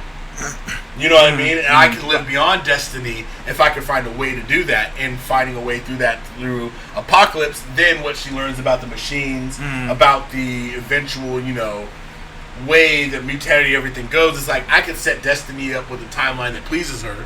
I can get out of this loop. I can live on, and then I'm not stuck in the same level of vulnerability. I absolutely agree. Is that would suck? No, it would suck. It would suck. You know what I mean? What do you do? Especially because you already had a good life, lived up to 74, had some kids. What if your kids got your power and they're still living on in their respective loops? Well, you got to think that if they did have powers, that they were like something nondescript, because again, she didn't know anything about mutants until until the next life. Like that's what I mean. And she didn't make those kids in the next life. So technically, if one of them had her power, they could exist in their own little loop. Oh, for sure. I just meant like she. Well, they had the same power, right? Yeah. I just meant like because other people have brought up, oh, she had Proteus. Like, were any of her other kids mutants? But like, you'd think she would have noticed in those 74 years. Like, it's such a quiet, normal life. Like, it seems like she probably wasn't paying the attention to mutants. Yeah, that's what I mean. That's what I agree with you. I don't think she would know. I don't think she would know at all. That's what I mean. It would exist only in an independent kind of deal where she would be like, yeah, I don't think so, but later on you might have a thought like, oh shit. To slightly backtrack, like you said before about how you think that they continue on, and even if they don't, even if it is like a very, very like everything restarts, I think eventually, just like Age of Apocalypse, they're going to make it continue on. Like someone's going to revisit it in a what if or whatever, because these are cool ideas. Like, and they're fun worlds. Like, fun futures where you can play and have fun in that world with a given, like you said, you have an outline of what happened, but you don't have a definitive, this is how it happened. Because the whole Age of Apocalypse thing, like the way it went down originally, Legion needed the Imkron crystal to really change reality. And that was the whole idea. They weren't creating a divergent timeline. He'd undone his father's existence and his own existence. And Bishop, because he was from another timeline, was the only person who remembered everything, was awesome. Yeah. And like the way they even undid that, like they fixed it. So like clearly they don't really care. Like even if it is supposed to be undone, even if Hickman intends it to not go on, eventually someone else will be like, "Oh, this is a good what if," and they'll be like, "Sure, I don't care." Like, Marvel's like, "Hey, go ahead, it's the X-Men. They don't care about time. Well, let's have see. Beast do it." You wrote here, Mutant Shard connection in Power of X's future. The ninth timeline has Moira and Apocalypse rescue the first Horseman and return to Earth. Right, that implies they had to go to space, right? Right. And I do see Leandra on that cover that Mark Brooks did, which is just amazing. I need that hung up on my wall somewhere.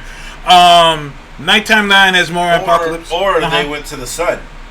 Because remember, Moira knows about where the mutants are currently holding up. They have a good idea. They basically confirm the information. What if, in the last timeline, she went out there with Apocalypse to go rescue a horseman that had been taken by the ascension of the robots and Sentinels? That's why she knows how to make that play against them. Well, they were the first horsemen in that's before the ascension. Like that's one of the first things they do in year 24. Moira's only 24 years old. They haven't the war hasn't begun when they rescue the first horseman. Yeah, but in the lives past, she knows she knows that the robots are already starting to make their play early on. So I know that. So what if they have a mutant that they're testing and they rescue the horseman before he's a horseman? Well, or they're saying that he's already been a horseman. You're suggesting. I'm just spitballing. Well, and my thought is, because of the way it's phrased and everything, and how it works, Moira and Apocalypse rescue the first horseman. It's not one; it's four. It's all because it's plural. You're right.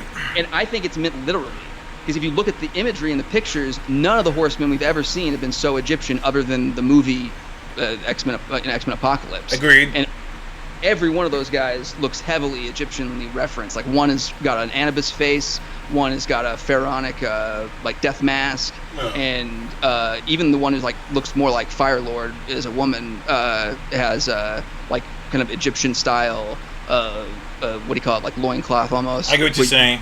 She's mostly obstructed in the first picture, like kind of under Apocalypse's arm, you can see. Yeah. But it makes me think that they are his very first horsemen, because his origin's tied to the Celestials, and his very first appearance I mentioned in that thread, like chronologically going back, as a, I guess as like a fighting force or whatever, because we have all his origin, the Rise of Apocalypse miniseries by Adam Polina, and I can't remember who wrote it, but and like telling his origin, but he was always struggling to rise up, and then eventually took over Egypt. But they show something like kind of in between that, and it's him in the first issue of Hickman's Shield. They have him as part of the founding of the Brotherhood of the Shield with Imhotep. I got that up here. Yeah, it has the two of them and gold, or like some like retroactive like old school version of Nanshu of Moon Knight's god. Yeah, Khonshu. Wait, did you say Nanshu? I think so. KN. I think it's KH. I've always been in Khonshu. Like, either way, it's all good. But I do get what you're saying. I do see a person. One thing Hickman does like to do, he does like to link everything he does back to his older stuff. So I'm glad that you mentioned that, because I do see the Brood there, and Apocalypse was there to fight, which helped form S.H.I.E.L.D. And the Brood have their giant connection to Shi'ar, So I figured maybe that's part of how everything could connect eventually. But the most interesting thing to me about those First Horseman ideas, even though that's introduced in the 9th timeline, if I'm right, and he means the First Horseman, that means that we've never encountered them in the 616. They've never been rescued from wherever they are, and they're available to use, and it would be something that would be true across all the timelines, because it's way before Moira was born, you know, like right. had her powers It's activated. before pre-Luke. Right. Yeah. So it would be something that would be always the same, and that would be an opportunity, and it's like more of like what this was described as, you know, all those solicitations and advanced descriptions as the secret history of Marvel's mutants. It's like, well, that could be explained through these timelines, through stuff like that, through elements that are introduced that are universal through all of them. And it would be cool. That would be potentially 4 new super powerful mutants that we could. They have like pretty cool looking designs. It seems like. Yeah. Oh, so I'm just not noticing on your thread here. Yeah. You came back, like you had your theories. Yeah. And then you came back and was like, yeah, I was right. You did say that you think the old man would be Apocalypse, and it turned out it was. Right. That's even in that unique variation of his costume too. It's not like crazy different from his previous one, but it is something he'd never really worn exactly before, which I think is significant. That's amazing. Yeah, it seems like you're on the right track with this. You said, okay, this is Moore's 9th life. Then Hickman was totally on the level. No time travel, alternate universe. Tamora is a continuous linear story. We're just seeing it told somewhat out of order. Okay, that makes sense. Wow. This shit is a lot deeper than I thought it would be. Yeah, no, Hickman is giving us X-Men. X-Men. Not no. Oh yeah, these are some X characters. Wolverine and the X-Men. Cyclops goes crazy. This is the X-Men. Now, I got some complaints. Okay. We can never go back now. Why would you want to? I'm not. No, you're right. I'm just saying, this shit is so incredible and insane. You can't take a step back now. Like, this gotta be it from here on out. Which, I mean, you're right, and like that's what makes me think that there isn't going to be a huge reboot. Like I know a lot of people are speculating, because when you look at all the Dawn of X solicitations and all the advanced art and everything, this is spinning directly out of House of X. I could agree. I'm just wondering how Kitty Pryde is going to become a fucking pirate queen. She looks so badass for sure. Like no, that one should be fun. And like I'm super curious to see some stuff that we got barely hints at. Like I guess at the panel, they said that Kurt would be around, and he'd have a really like important role on Krakoa or something. I see him getting a solo. That would be cool. Although Jordan White said on a podcast, I think not this week, the week before, that they're on Wave 2 and Wave 3 plans, that there are no more solos. He made a joke about how, other than Deadpool and Wolverine, like they don't really sell. The X solos don't really do well. He's not wrong. They don't. So it seems like, at least for right now, that's not probably what they're developing. But there's like that makes me excited, because it's like there's a whole lot more Generation X kids he could use. Especially he's mentioned loving and feeling like they did Sync and Skin wrong, and it's like, hey, why are those? Don't the play with only- me. Don't play with me. Don't play with me. I need those guys back. Like, Don't like, play. Just you, Gen X was my shit when it came out. I love that so much, and like, I can't handle them being the only two X-Men who are never Who are fucking never resurrected. coming back. It doesn't make sense, especially since Everybody. Well, X-Men have their own resurrection machine now with Elixir. Blink is back. The 616 Blink, not the super popular Exiles, Age of Apocalypse Blink, but like she was brought back in Necrosha and then was an on-off member of New Mutants for a while. It's like, but like they brought back Blink. Where the hell are Sync and Skin? Where is Sync and Skin? I need my Sync. I need my Skin. Like I need them back. Like especially Sync, because like this guy had he had the potential to be probably. Someone made a good point. He was Hope before Hope. He was Hope before Hope, and he was Cyclops. He was the two of them together. Yeah, he was exactly. The actual leader. He was the actual like teacher's pet, dedicated soldier, but also free thinker. Like he should have been Cyclops. He should have been Cyclops. And instead, nothing. We have no one. We had to thank Warren Ellis for that. I think it was Warren Ellis. He was the one writing.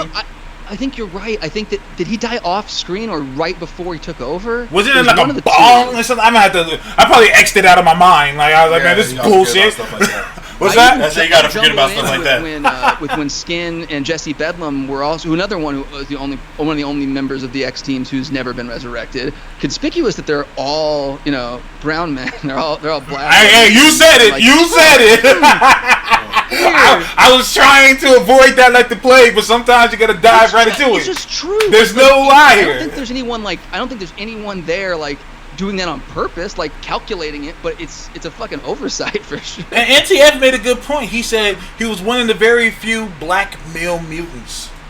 That got me thinking. I'm like, okay, Prodigy. Damn, I can't use Prodigy anymore. No, yeah, Prodigy's technically not a mutant. Although with Krakoa, who knows? Maybe he could power him back up.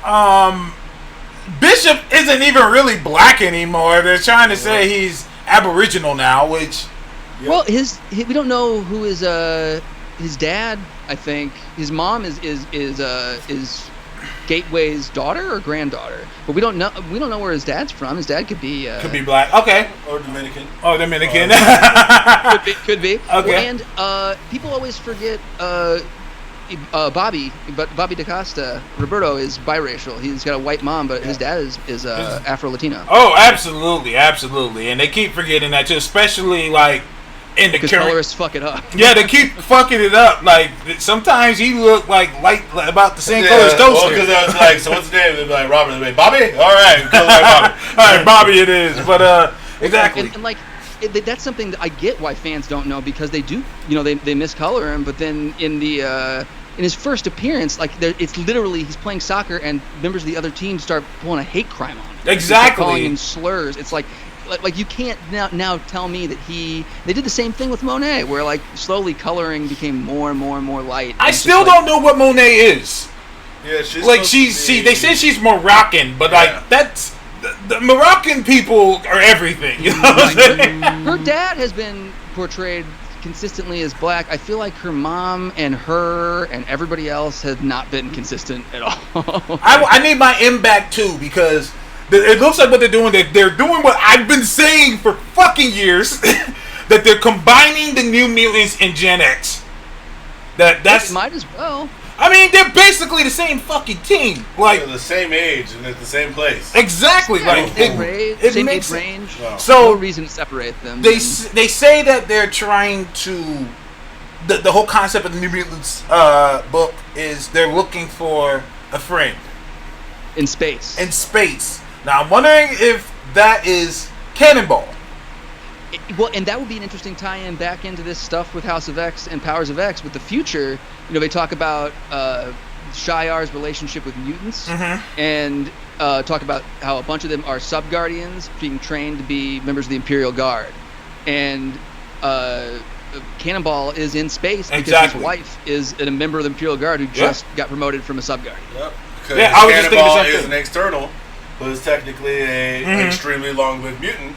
So he could be there As long as need be. I need Hickman to touch on that. I need him to touch on externals a little bit. But I was gonna throw this out there. I think part of the external, part of that blood might relate to how they're able to either keep some people alive for a longer time, or how they're able to give humans that sub kind of, pill that they're offering to extend life. Because I think what we saw with that offering was supposed to be a fraction of what they're able to do by uniting and helping to understand their powers more. Because if you think about it, without all the infighting, you have nothing but research and all these beings that are able to be powered to do more and more. I mean, think about Forge alone. What do you need? I could build it. Yeah. No matter what you need, it doesn't matter. Just give me the concept, and it will be built. Then, like we said, Elixir. You're a biological Omega mutant. Yeah. The understanding of how things work got to be so amazing to you. And think about Professor X being able to be inside his head as his powers working. The things that they could be doing, which is why I think that presenting to human kind of thing is important, I think is amazing. Well, and you mentioned like just them being a united front. It occurred to me as well that the only like really huge mutant power players that aren't accounted for and aren't on the same team now that Apocalypse is a member of Excalibur or going to be, but like it feels like are Shadow King and Cassandra Nova and Strife, and Franklin Richards. Yeah, but I was thinking just like against them. I got you. Because Franklin would still be, I feel like, neutral at this point, and like that I feel like that I definitely feel like that scene played out perfectly, and I wouldn't want them to have bogged it down with continuity, but I feel like there was some subtext there, or could be some subtext. It's like, hey, remember when you guys went missing, and your dad, Reed, gave your son to us? Because he was a student at the Gen X school, at that Xavier school in Massachusetts when Generation X was going on. Facts. Like he and Artie and Leech lived there together. The whole reason Artie and Leech are in the Future Foundation is because of the X-Men taking in their kid. Like there's like them saying "say hi to your son for me." I feel like has a lot of meaning, but it has even more meaning. It's like your dad's a scumbag, and your family doesn't take care of its own. Well, Reed's a deadbeat, Dad. Reed's a deadbeat. But you're touching. Reed they've made much better, I think. Reed's dad is a deadbeat dad for sure. That's true. But I feel like Reed has like fixed his mistakes. And Reed's grandson is a piece of shit too. So what's that? Reed's grandson's also a piece of shit. Hyperstorm. So each 2 generations out, it really sucks just for skips the one. Richard family. I like that for sure. But I was gonna say what you were just saying is kind of the reason why I'm saying that is important. Is because Franklin doesn't have a side that he's on. But at the same time, Franklin has the power to essentially undo everything. I mean, he literally made their universe. Yeah. And I think he has the power to also be able to push them forward a lot. So he's an asset that is technically on 2 alternate teams, one with a mutant. He's too powerful to be unchecked. Not you don't check him. No, unchecked isn't the word. Not be monitored. Like he's too powerful to just be out here. And are you guys caught up on Fantastic Four? I'm a few behind, but go ahead and tell. Yeah. I was to say that one element that Slott has been introducing is that every time that he uses his powers now, he loses a little bit of it. That his powers are dying out, and I feel like there's a good chance in the story that they're either going to go one of 2 routes. I kind of hope they go that it's just him subconsciously depowering himself, like he's just not using them or creating these blocks because he wants to be normal. Because that's sort of what the storyline seems to be. Like he's dyed his hair black. He's rejecting a little bit of the being in the Fantastic Four. It's like his whole life's been weird as hell, and he's the only mutant on his team, and mutants are minority and whatnot. It's like, why not just be normal if he can, and he has the power to do anything, make himself normal. There's a classic storyline when he was Psylord where he was going through, like, all his friends had died off, and he was going through these things where he kept remaking his friends, and he would remake things that happened around him, but it was his own mind doing it, and he was almost torturing himself with his own power set. He couldn't tell what was real, so that does play definitely into his character of not, like, I'm too much. How do I deal with this as a, That's crazy. Kid? Yeah. And I'm hopeful that if they go a route that would explain it, that it would be something like that instead of the previous storyline, which they did when he was like much younger, when he was like a toddler. But they had Reed put like power dampeners on him, but him inhibiting his powers and not telling him and making him think he's losing them would be really messed up. That would put him right back in that deadbeat dad category. Or let's move comics over and let's go with the idea that we have a character who does know of other threats. Franklin is a known Omega mutant, and what if the X-Men are somehow finding a way to quiet Franklin a little bit and make him less of a threat as they've learned more and more about mutant powers, finding a way to kind of inhibit Franklin just in case, the Fantastic Four wants to pull that card. I think that scene was thrown in there for a reason. I see him coming back somehow because they're trying to get everybody. Hickman loves Franklin too. Oh yeah, you can tell he does. Yeah. I think there's a part that he kind of misses the Fantastic Four a little bit. Yeah. But think about how heads up that play would be. Take Franklin off the board before he's a player. Yeah. So as you're doing stuff, like I said, they're already finding a way to dampen his powers because they don't want to, harm him. He's a mutant. But what if they're finding a way to slowly, or Professor X, that's what he's doing with that helmet on all the time. He's slowly just mind blocking, putting little psychic blocks. That would make me so happy if that was it. All these people were like, it's got to be someone else. Why is he wearing the helmet? It's like if it's just him constantly being like, don't remake the world, Franklin Richards. We're on to something here. Like, we got it right this time. Yeah. No more reset. Don't fuck this up. Don't fuck it up. No pocket dimensions. Let us roll with this. No onslaught. We promise. No onslaught. Definitely thematically, like never showing his full face. Like we're supposed to get a shady and mysterious feeling. I get why everyone is having those vibes. But like also everyone's like, he never takes his mask off. It's like we've seen him for a combined like 10 panels in these 4 issues. Like we don't see a lot of him. Yeah, exactly. He's not doing much. So I don't feel like it's that crazy. Well, that's what I'm saying. He is doing a lot. No, Franklin. No, Franklin. Bad Franklin. Now, one character I did see that I need to know what's going on. I saw Bob the Lobster. What the hell is going on? Where has Bob the Lobster been? Why is he there? Swimming? Swimming? He's not swimming. Where? He was swimming. What is? But I need to know what Bob the Lobster is. Why is he there? I haven't seen him. Since the 80s. I think I thought I remember some reference in Avengers Initiative where like he was in the lab of Baron Blitzschlag or whatever. The Nazi scientist. But I'm pretty sure that like little shout out probably from Slott, like probably like, hey, I remember this old comic book too, guys. You like talking I don't about think Bishop we've or seen him since Bishop's then. crop But sack? that makes me think, where the hell is Chance? Why haven't we ever seen Chance again from Fallen Angels? I want my Korean American like street tough. Exactly. And we got a Fallen Angels comic coming, so I can see maybe Bob the Lobster being involved in that, but why? Bob the Lobster's the one who unites the team. He recruits Cable and Quanon. He was like Duke before Duke. Like, just... Yeah. But and I'm still waiting for a few more things. Like on that cover that Mark Brooks had, you see Baby Havoc. Yes. Yeah, I don't feel like they did say that not everything would be like necessarily directly referenced, but the fact that Baby Havoc has showed up in that and a couple of the different variant covers people have done, it does make me feel like we're gonna get something from Mojoverse, right? We have to. We got to. Yeah, There's too much to touch. I think that's what we're kind of getting. Like you said, it looks like Hickman is kind of giving us, okay, let's move the X characters all into play. Let's combine everything. Let's give you guys a way forward. Bring back who we want. Let you guys know who's here. And we can take this and we can give you what you want with the X-Men, which is mostly teams. Mm-hmm. Like, we want teams. We want their villains. And like I said, I think this is to help us create an MCU cinematic path for us to kind of get, the cinematic world, reintroduce the X-Men, maybe a couple cartoons, but, give us a good grounding. Because the X-Men for so many years, it was basically Wolverine and friends for a long time. Mm-hmm. We got some really sloppy teams.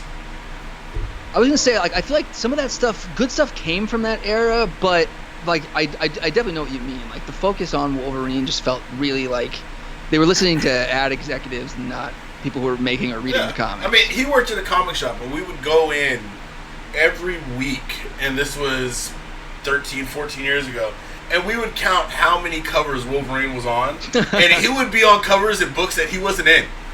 Yeah. Okay. So when I worked at Oni, my direct supervisor in the production department, he was in production at Dark Horse for years when they did the Star Wars comics, and it's the exact same thing. As they would get sent back covers that had a lightsaber on it, and we're like, "Hey, where's Darth Vader? Like, Darth Vader's not in this comic. Like, how do you know it's about Star Wars? Like, there's a lightsaber. It's like, you got to put Darth Vader on the cover, man. I'm sorry. Like that would be from, like, Lucasfilm corporate, like, way before the Disney purchase back then. And it would be someone who has no idea what they're talking about, just wants to hear their voice heard or say something they think is important. Yeah. But it was the same exact way. Like, Wolverine was the Darth Vader. He was. It was just like, look, it's going to be Wolverine. And he would be on covers, like, interacting with people. And you'd be like, oh, where is he in this book? He's not. He has nothing to do with this book. I still think the greatest example is House of X #1.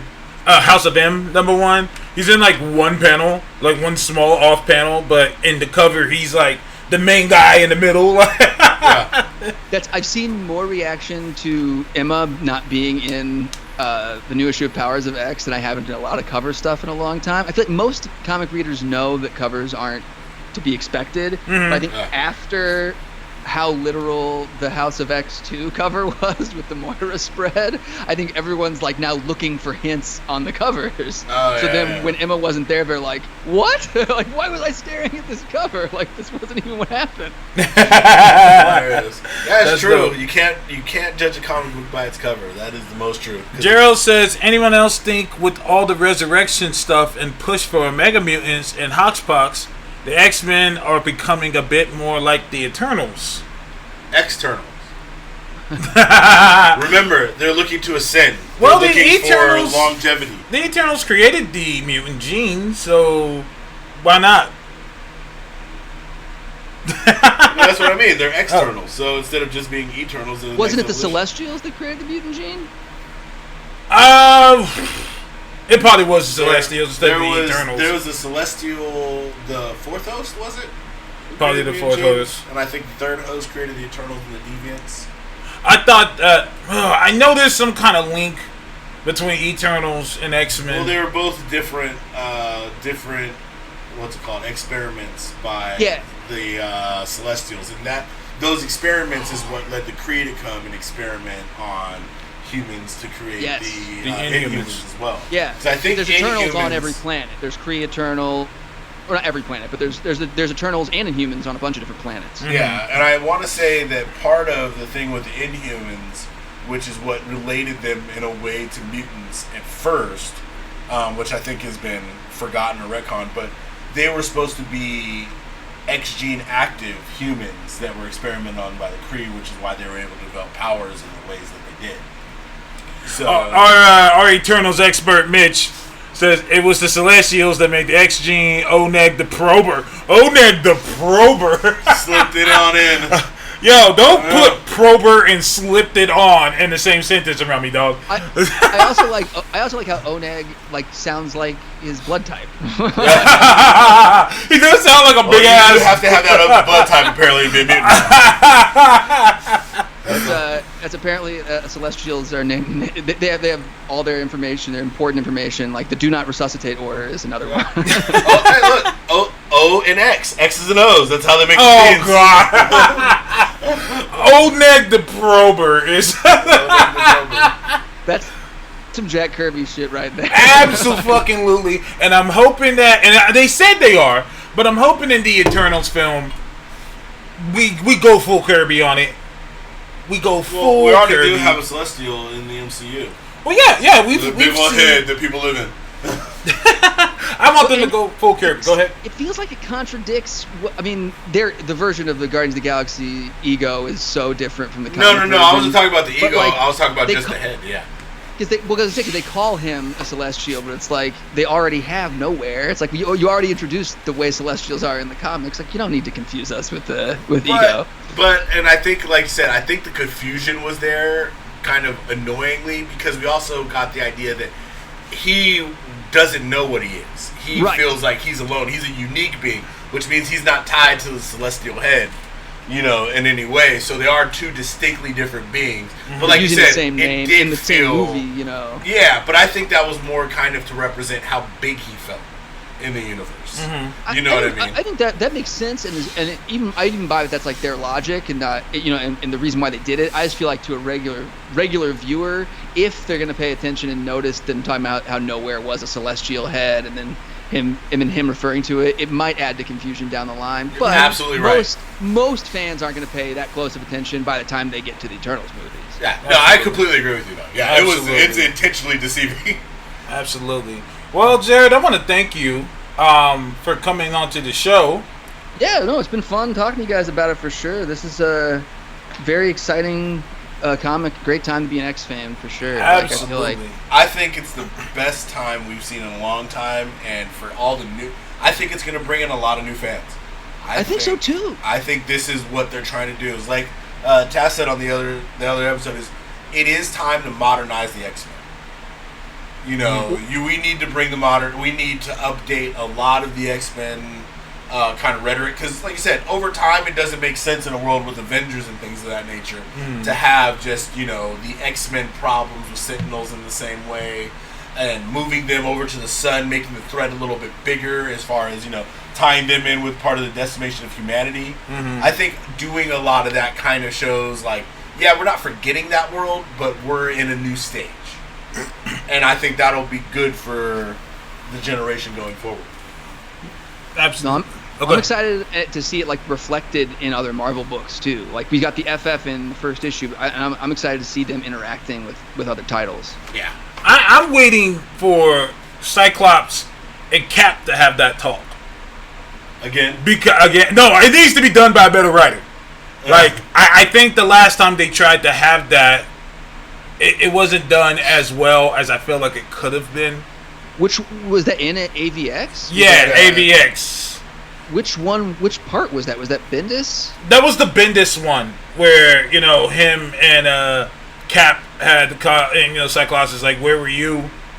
Blah blah blah blah blah. I felt like Cyclops was still trying to be respectful.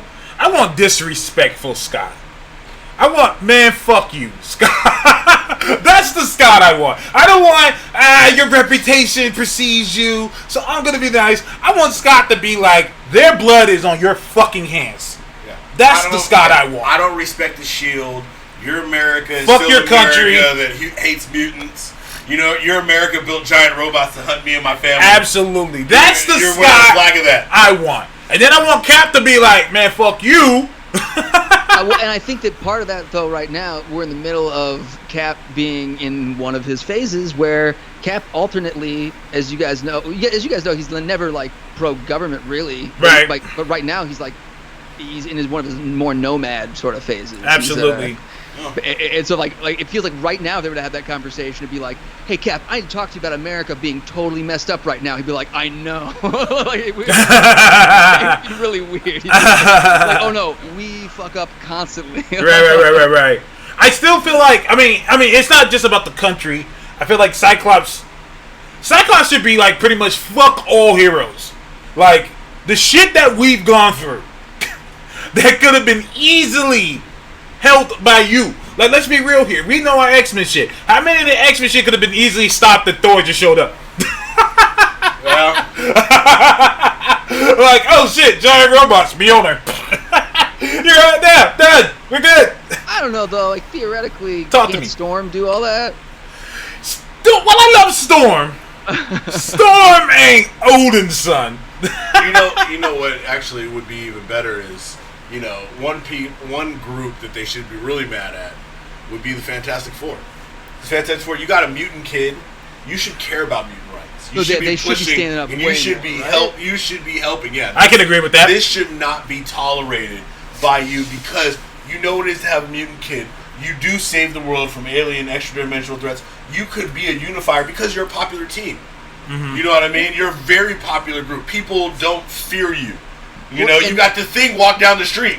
That's true. Daily. Well, and they could also they could use continuity. I think that like to its advantage. They could be like, hey, remember when your son was hunted by Ahab and we all sacrificed, we all put ourselves in danger to help you save your son because he's part of our group and we're all on the same team together. Like, bring up their annual crossover, Days of Future Present, because when that left off in like 91 or whatever, 1990, when that ended, they were on the same page. The FF were actively against the Sentinels and spoke out against it.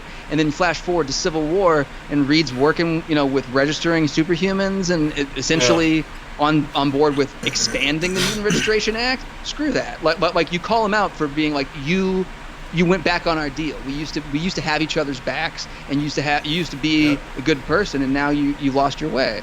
Yeah.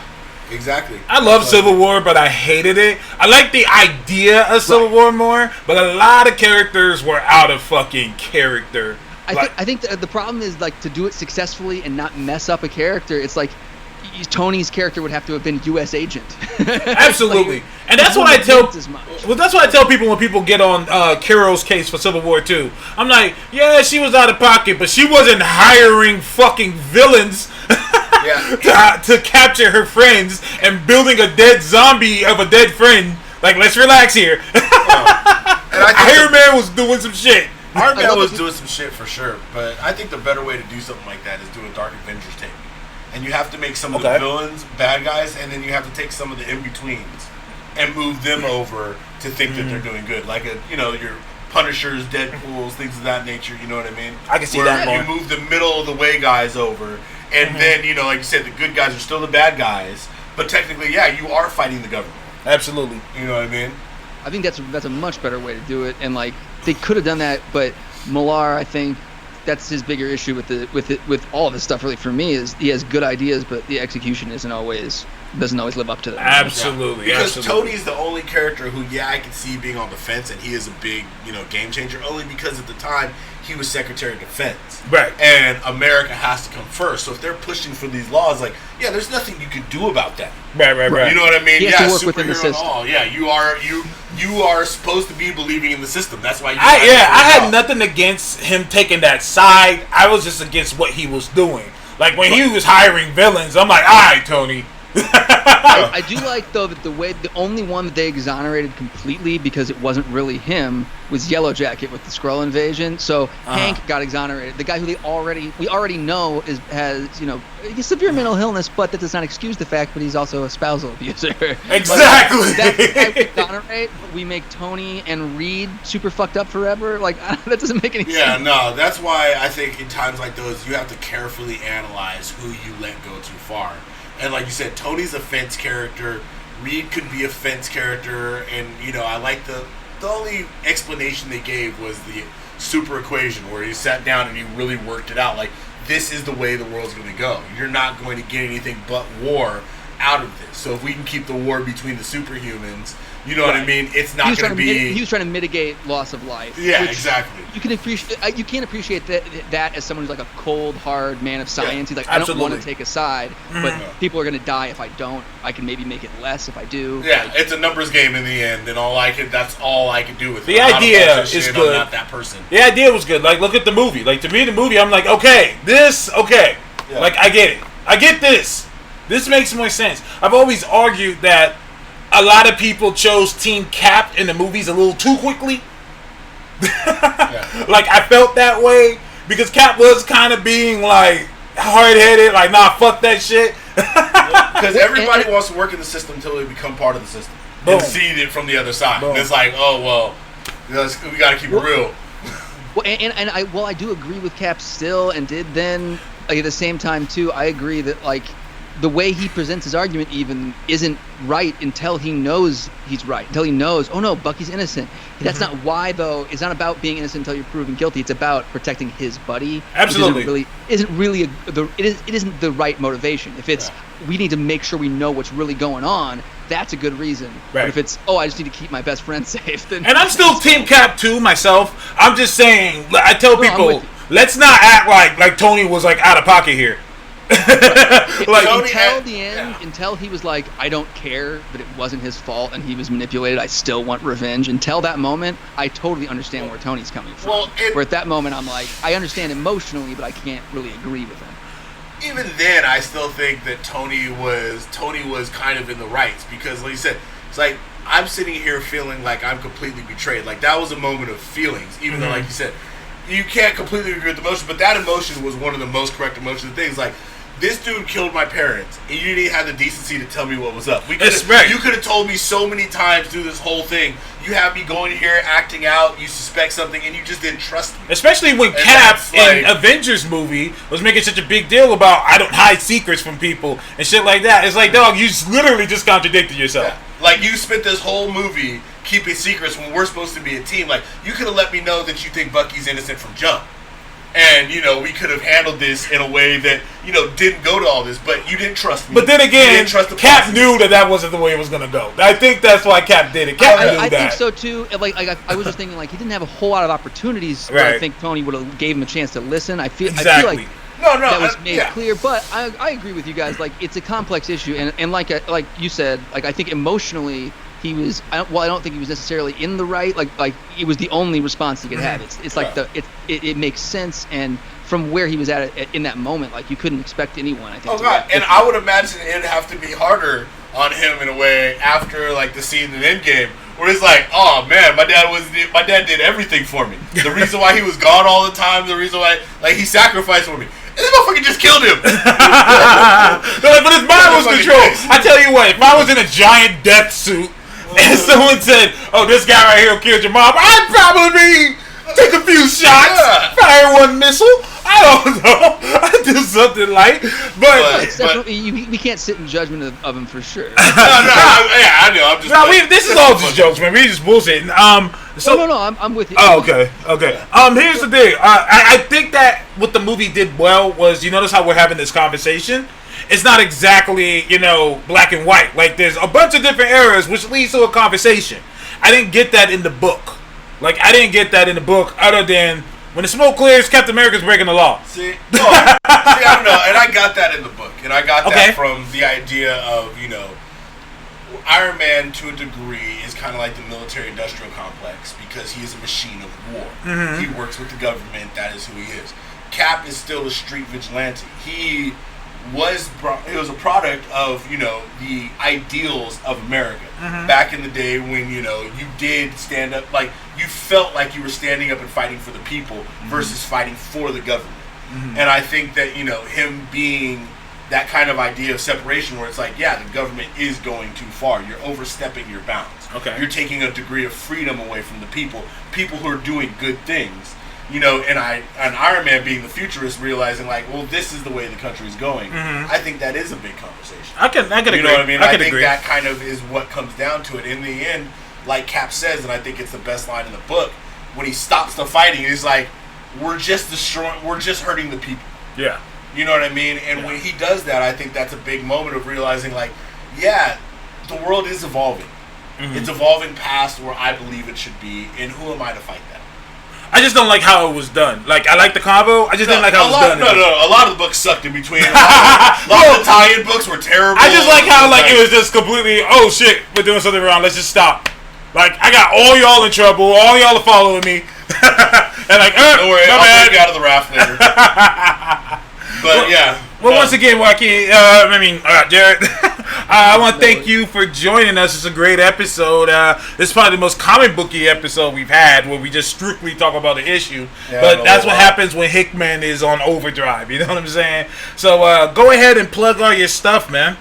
Oh yeah, I do a Agents of S.H.I.E.L.D. podcast where we go through every episode one by one. That's on But Why Though Network and or podcast community, and it's called Project Tahiti.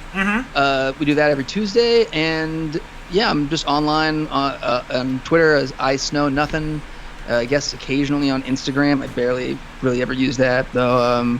But yeah, I'm just talking about comics and cartoons, movies, TV, and other real life shit as well. But mostly a lot of comic book stuff. Right now, very much distracting myself with Hickman and this stuff. It's just it feels like every week now Wednesday is exciting again, and it's kind of cool. Exactly. I can't wait for every Wednesday now. It's a beautiful thing. Like, I can almost see you doing a podcast just on this run. like seriously, there's a lot to it. Like Like, we spent over 2 hours just talking about it. You know what I'm saying? Yeah, we had to stop ourselves. We had to stop ourselves. But And I, for a second I was like, well, yeah, there's gonna be a lot less when it's Dawn of X because it won't be weekly. But I'm like, wait, no, it'll be 2 more a month. It'll be six comic books a month instead of 4. and they're saying they're gonna add more. So Yeah, no, but they already know their wave 2 and they're developing wave 3. Although you got to think they know not all of them are gonna last. Like they don't plan on books lasting forever anymore. They plan on exactly. being I think they 12 issue runs. Yeah, they plan 12 issues, and then once it gets past issue 8, they're like, "Fuck! I guess it's I guess we should just keep going." So that's dope, man. Well, Jared, thank you for joining us, man. Yeah, thank you guys for having me on. We'll talk to you online, brother. For sure. Take A care, lot of man. fun. Yes, sir. You too. Take care. Take it easy. You too. Peace. Shout out to Jared, man. The man knows his shit. I didn't know that he was that connected to The comic book world. yeah, like I didn't know that. It's not something that he talks about. Like usually we just talk about shit. And yeah, he seems like a good dude. And he said that he actually has OCD. I get it. Like he got into it. Like he was like, well, this and that. I didn't even notice it. I have the same comics he does. You know, and that is what I like about talking to comic people. Is one of the reasons why we end up meeting on this show, because we go in the comic shop and we have conversations like that. Yeah. Just for hours upon hours and discussing, you know, when great writers step in the booth and give us things like this. And and you know all the shit that Hickman's been giving us, he deserved the whole episode, pretty much dedicated to it, because there's a lot to go into, and I still think we haven't even touched everything. No. So It was our second episode on it. yeah, I know. But I want to thank everybody for joining us. You know, I had to get him on for this episode because a lot of people were taking this shit and just posting what he said, and I'm like, why don't y'all like have him on the thing and like talk to him and have him post this shit? So it was good to have him on here so he could speak his own piece. You know what I'm saying? We get a bad rap here for some reason. It's like, dude, we're just 2 comic book fans and we love talking to people about comic books. Like, come on and just talk. That's it. I don't care. Yeah. No agendas. No, none at all. It's all good though. People could think what they want. We know the truth. I want to thank you guys for all joining us. It's your boy Tass, the old nerdy bastard. Phony toast with the mostest. We will see you guys all online. Till next Peace. time. Once again, we're not a podcast. We're an oddcast. It's the greatest show in the Omniverse. Talk to us, we talk back. Talk to us. We talk back. Slogans. We're rusty as fuck. That's all right. It's been 2 weeks. Give us a break. All right, y'all. Peace out. Peace.